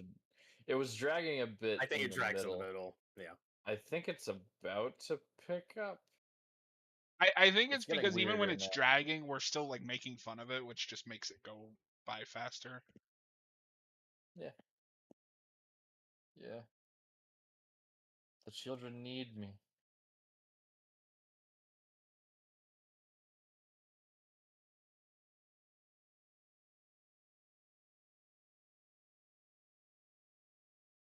Nello, you're acting fucking crazy. Oh my god. Liam Neeson's gonna die Holy shit. for the second time in movies this year.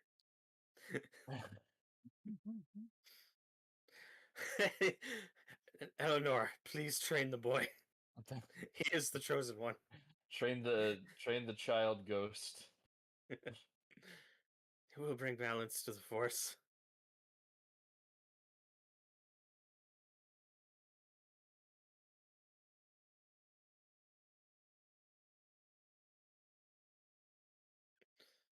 Wow.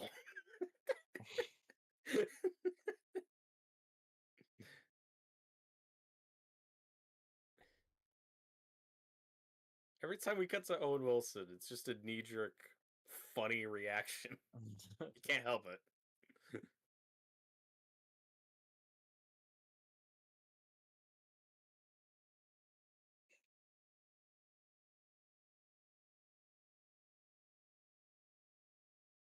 Yeah,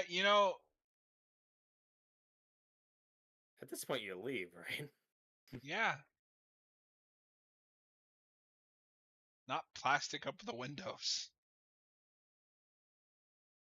Now, I do understand that the gate's still locked and they need the Dudleys to open it, so I get that they're trapped, but you could try climbing it. You could try something. Why doesn't this house have a telephone? Are they stupid? But what you were mentioning earlier with this being Liam Neeson this year was this and Phantom Menace, because I always think of Liam Neeson as like a really popular, good actor, and he is a good actor. But then you look at a lot of the projects he picks, and it was like, what the fuck? Especially, well, he got trapped in like that geezer teaser trend of just all these old man act a lot ever since Taken. But yeah, he's in good stuff. He's in Darkman. He's great. Yeah, He's in Dark I love Darkman Liam is Neeson. peak.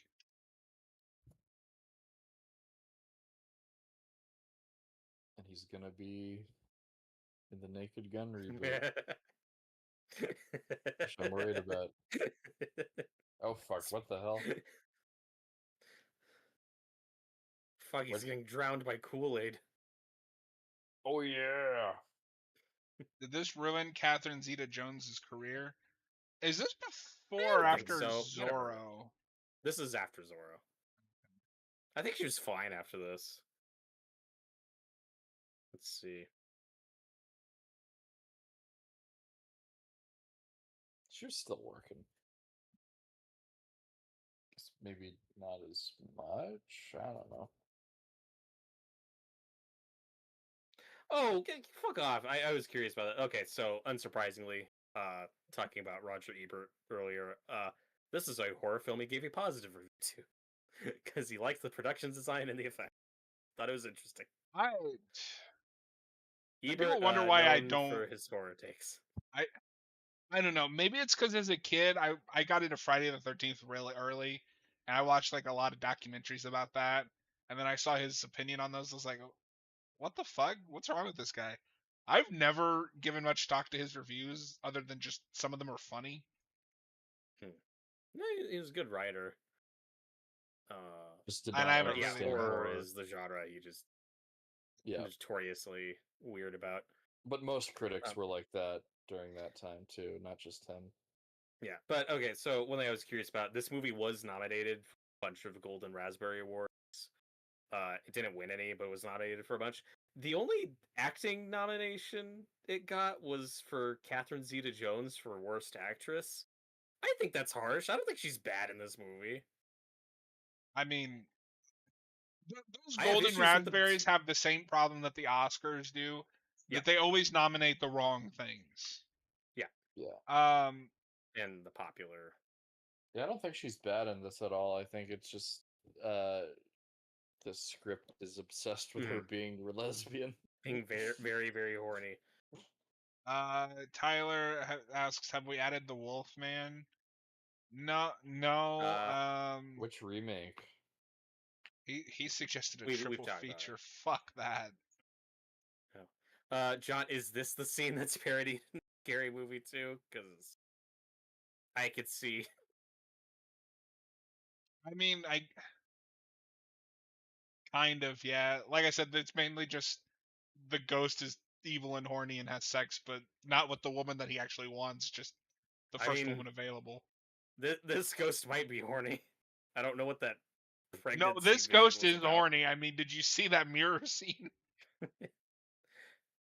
I don't know. And then occasionally you get like a cool bit where like you see like the bed pull out of the wall. It's like, oh, that was like a real stunt. That was like a real rig thing. Cool. And then it's surrounded by all this that just looks horrible. Oh my god. I still have so much time left. I know.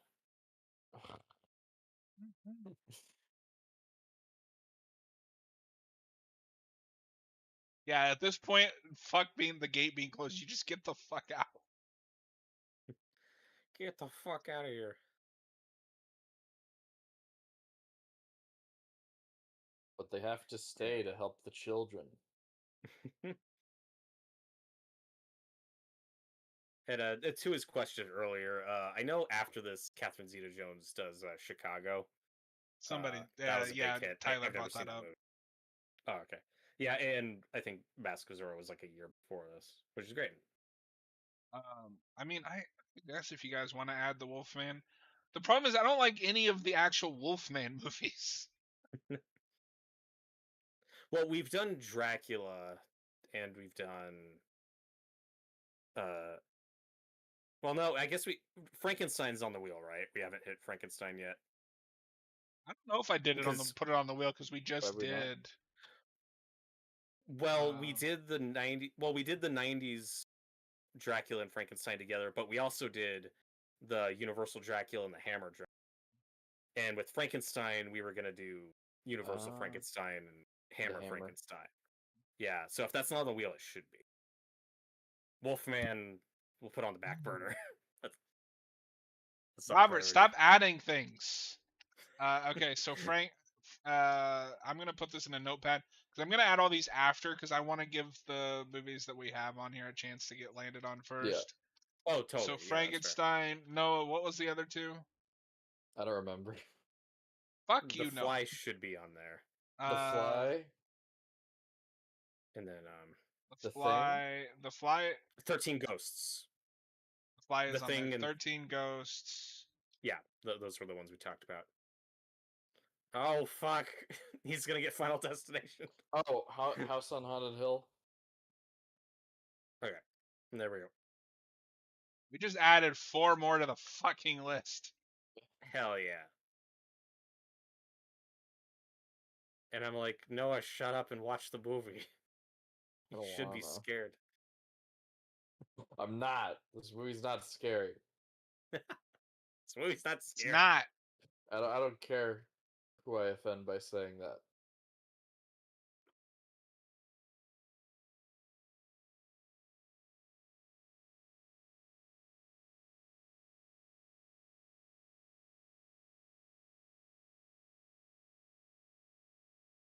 Why are you bracing? That's in the back of the car.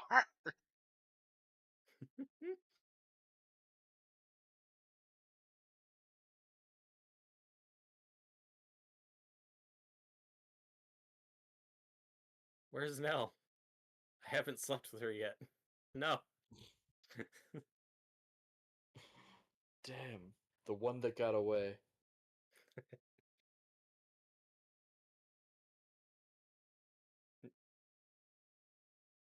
Yeah, Tyler and Invisible Man. I think, but like I said, we're putting some of like those on the back burner. We'll get to them eventually. We just added 4 more. We're not adding any more for the time being.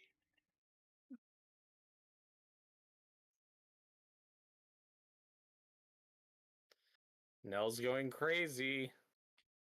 Spooky. Remember how I praised the first version for being very consistent and like a believable person, and her descent into madness being gradual and earned. Yeah, I but what you're talking about. This is an improvement because this is an improvement. Yeah. This is the dictionary definition of a character arc, Robert. What the fuck?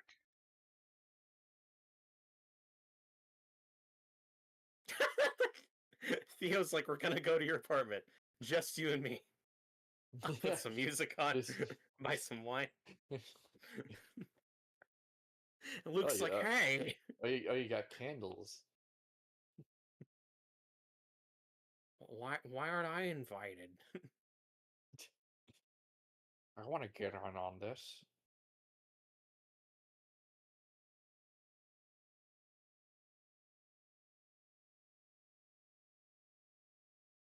Oh no. It's story time.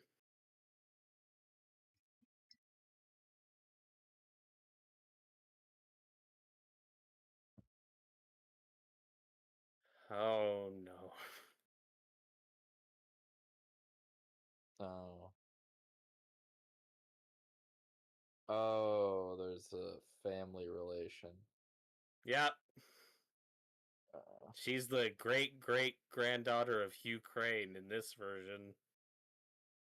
what a coincidence.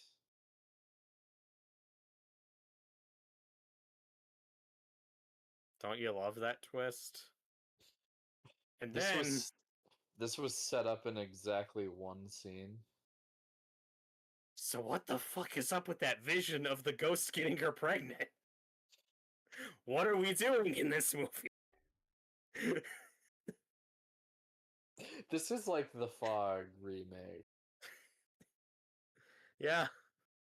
The weird reincarnation stuff with Yeah. Well, again, earlier I had to watch my words because the earlier ones, subtle and mysterious. Yeah. Like, is it she reincarnated? Like, something going on? Is it's vague. This one, comes right out and says it. I never well with the original I never got the idea of the reincarnation thing going. I don't boring like I that. just did it. I don't like that as Me an neither. idea at all.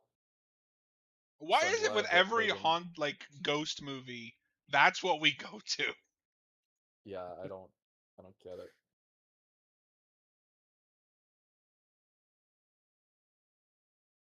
Let me out. Let me out of this movie. I want to be an Anaconda too. I don't know if I've told you this. I've told somebody, but I can't remember. I would just see that movie in theaters, Anaconda 2. Too. Yes, That because didn't have Owen Wilson. it is Curse of the Blood Orchid. What a great name. Do you know what a blood orchid is? No. It's the stupid flower that everybody's looking for in that movie. It's a blood orchid. Of course. So we should do a Owen Wilson's fucking up the painting. Oh my god, he's killing your favorite painting. No. The one that you He keep cut pointing a out. mustache on it? What? Why did we do that? We should do an Anaconda marathon before the new one. Absolutely. Yeah, Oh, no. apparently they made like John, 5 watch. of those. John. Oh no. I remember. If this is the scene I think it is, because there's one specific scene that I remember from this movie. Oh jeez. Yeah. no.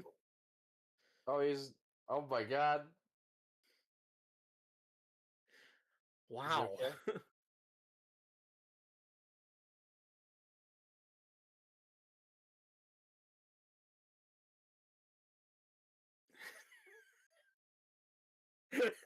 No. Yes, this is the scene I remember. Owen Wilson, no. Luke is dead. That's what that giant fucking pendulum was for. It's set up and payoff, Noah. Haven't you heard of screenwriting? I have.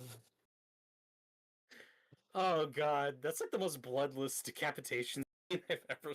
That was so cartoony. This movie really is made for children.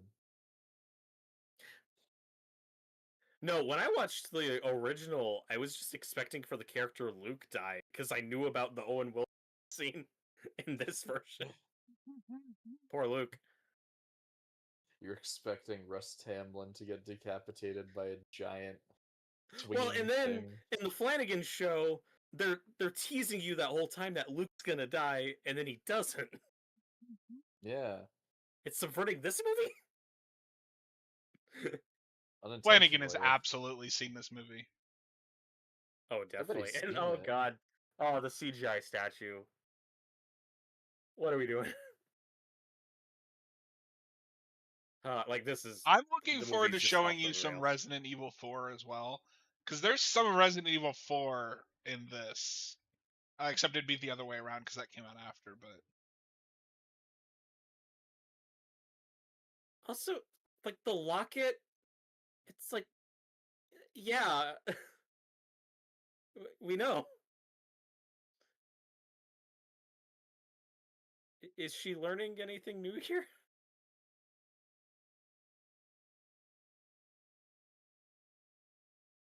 They're just hammering it home. In case you missed it, In from case you missed her saying in case the you missed exposition. it, her spelling it out.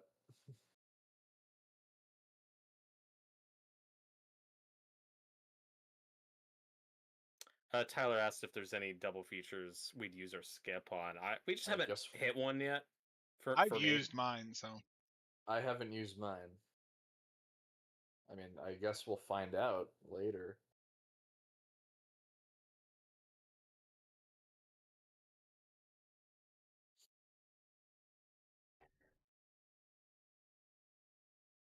also it might take a minute to get to our next double feature. It'll definitely be more than a couple weeks because we got a Ash vs. Evil Dead season 2 to finish, and also, John, reminder, we do have a Friday the 13th coming up in June.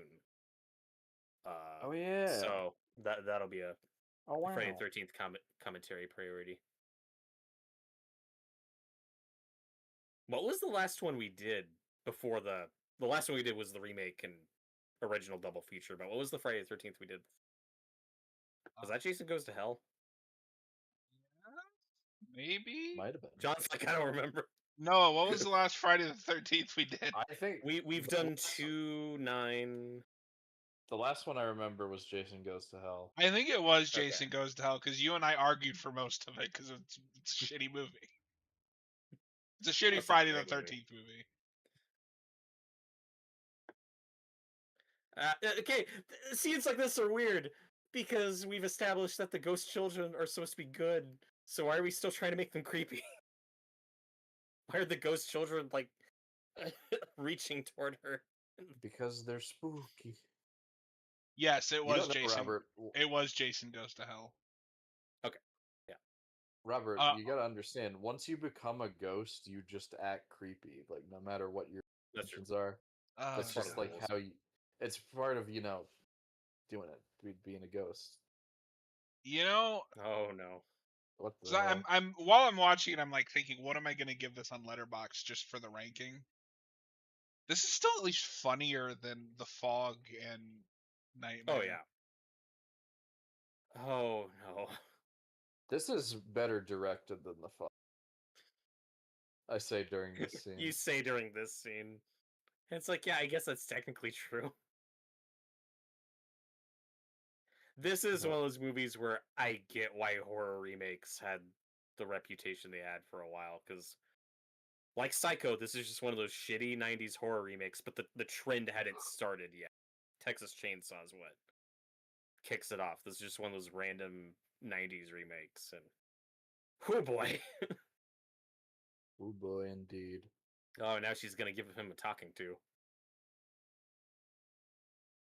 Noah, tell me how this stacks up against the I'm not Flanagan afraid of you monologues. anymore. Yeah. She did it. She did the trope. Listen to this dialogue. Okay.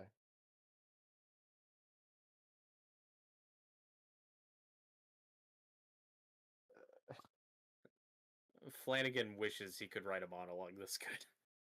Of course. Oh, the CGI's freaking out. Ah, Jesus.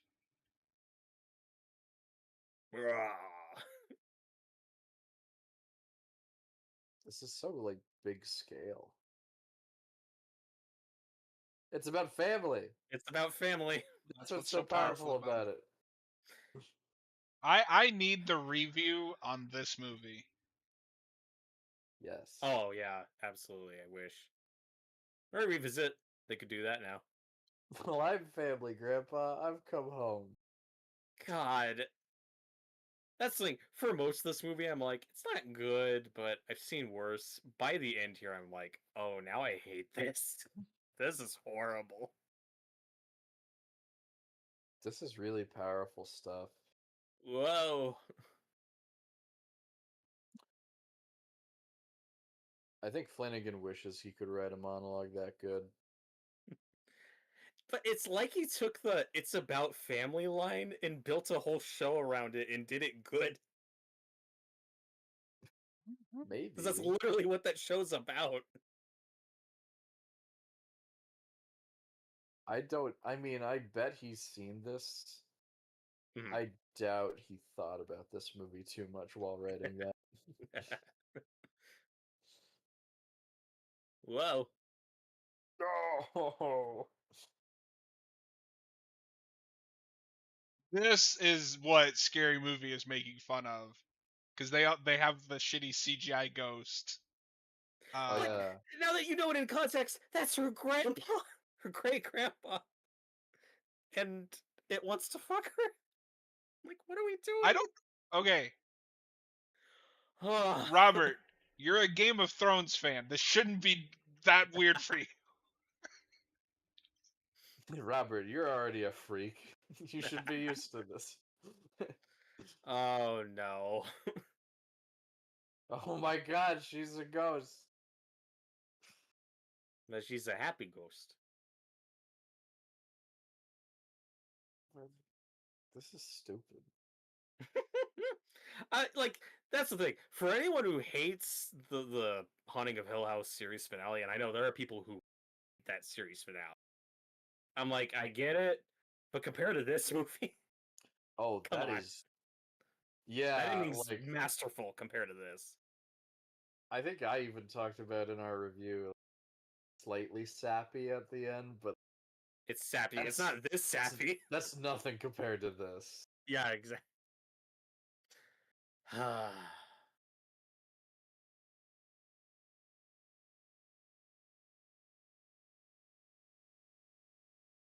And then Theo's gonna kiss her forehead again, because of course she does. We can add necrophilia to the list of things she's into.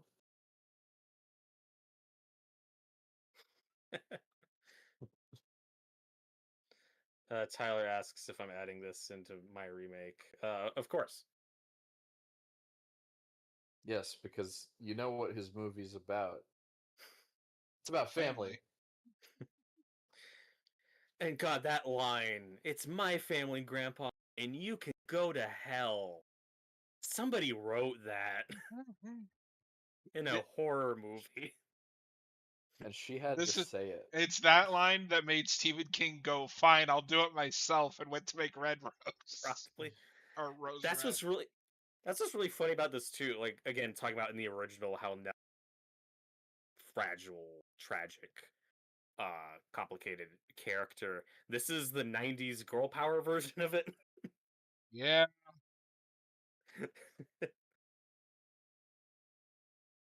I feel like I was too harsh. I feel like I was almost too harsh on the remake scoring or on the original, because I gave it a 2.5 and I gave this a 1.5, and I feel like there should be a bigger gap there. There should be a much bigger gap, dude. The original's a 3 at least. You can always give this half a star. No, because that's what I gave Nightmare and Yeah, The Fog, and this is better I'd than probably both give this of like a those. 1. This is a 1 star. Yeah. There's interesting things about it. There are funny bad moments. Good casting. And there are things in this that I do like. I like Liam Neeson's character. Most of that is just Liam Neeson being. It's Liam Neeson, yeah. Yeah, and then the most egregious sin of this movie is the John Carpenter font for the end credits. Yeah, fuck off with that. What are we doing? What is this carnival music? It's scary, because carnivals are scary. Fuck you. Is this supposed to be Danny Elfman? Yeah, it's stuff like this where I'm like, yeah, what was the tone of this movie supposed to be? I can't tell. All right. It's time for everyone's favorite part of the night. Wait, we gotta. we got a comment real quick. We should probably read. 1 second, because I want to stop the recording, Robert. Thank you for No, if but you're this is watching. relevant.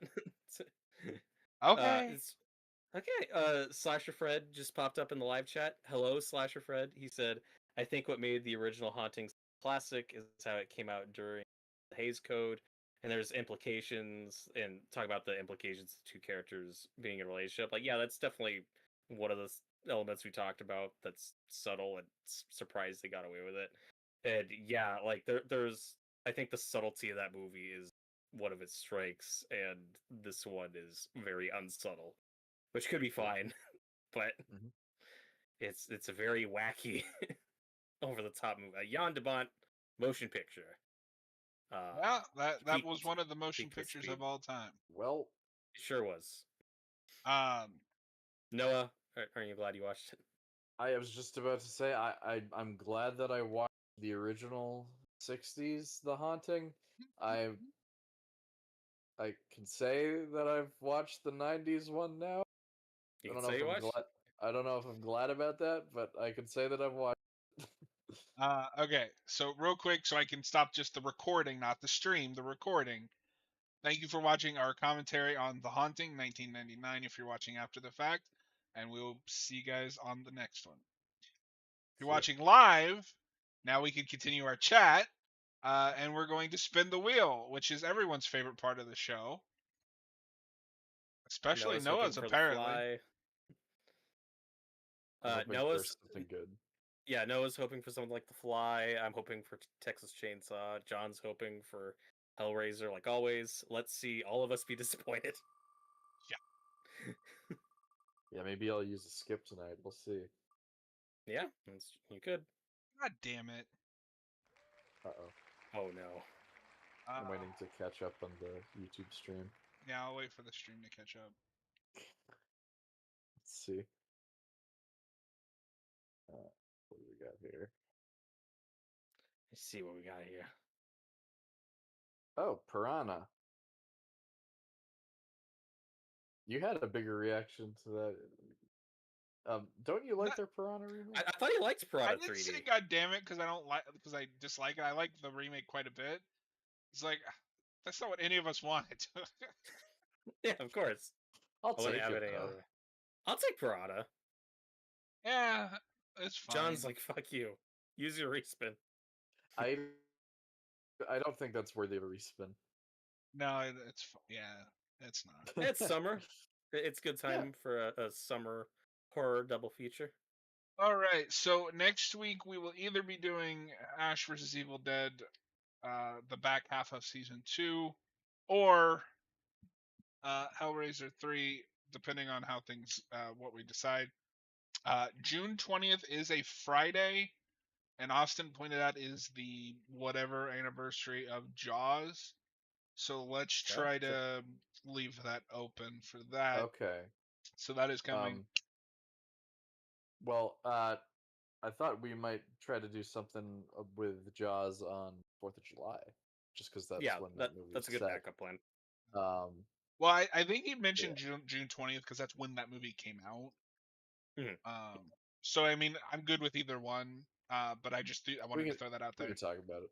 And then, like Robert mentioned, a Friday the 13th is coming up, so we will do, as always, a commentary on one of those. We'll pick Noah's favorite part 8 to do. No. Jareth asked if Wrong Turn is on the list. I'm not sure, but we're not gonna add it. No, because here's the thing: they made that new one. It's not really a remake. It has nothing to do with the original. I've heard it's like that weird Leprechaun movie that has nothing to do with Leprechaun. It's even further, right? So the original Wrong Turn is kind of like a rip off of The Hills Have Eyes. You know, these hitchhikers dealing with that's what Tyler was hoping for. We got really close to landing on what? But nope, we got Piranha on the wheel. It was almost gonna be Hills Have Eyes, but we hit. Oh yeah. It's almost like a Hills Have Eyes remake. The new one is kind of like a Midsummer ripoff, where it's about like a cult and So Yeah. I'm not gonna count Oh. that. It's in name only. That doesn't count as a remake. Mm. Um, And Slasher Fred mentioned that this remake of The Haunting came out the same year as the House on Haunted Hill remake. Yeah, we talked are you about sure that about earlier. Yeah. that? House on Haunted Hill. All right, Yes. Robert, because you have the most. You and I are the ones that have the complete list. Where does this fall on your ranking, sir? It's they both piss me off. It's like I guess I'll begrudgingly. Let's see. Okay, so far, like we have 8 movies that I think are very good. My bottom 8 is The Crazy, which is a remake I do. Oh, sorry, 9. Wait, So I was gonna say sorry. because we've done 12. What's the fourth one Yeah, that you so disliked? no. So my 9. Sorry, I just misread it. My 9 is The Night of the Living, which I also do like. And then Yes. 10, I have the Nightmare on Elm Street remake. 11, I have the Fog remake, and now we have this. I'll begrudgingly. Wow. Oh. I'll No, So sorry. my bottom 2 are Nightmare and the Fog. The Fog's at my bottom. I will begrudgingly put this above Nightmare on Elm Street. Like, this pisses me off at the very end. Nightmare's probably more insulting. Yeah. Absolutely. So good job, Nightmare. You're still in my bottom 2. Like I said, a lot of this movie I think is fine or watchable, and then you get to the third and it just so goes off the rails. Yeah, And so this God, is those twists are horrible. this is occupying Yeah. the number 10 spot on my list. Same. Bottom 3 is 10 is Haunting, 11 is Nightmare, and then 12 is Fog. I probably hate Yep. Nightmare more, but the Fog was harder to sit through. Yeah, it was. Yeah. So hey, we got some variety now. We'll see if Piranha 3D can break the streak. Let's see that be in our top 5. Spoilers. It will. I think it could be for break me the because I've streak. seen that a couple times. Hell yeah. Well, folks, that's going to be it for us tonight. Thanks for hanging out. As always, we'll be back Sunday at 7:30 to play some more Alan Wake. And then next Thursday, Robert and I will be doing some more Days Gone. Noah's going to fall asleep on stream. Have a good night, everybody. I need to go to bed soon.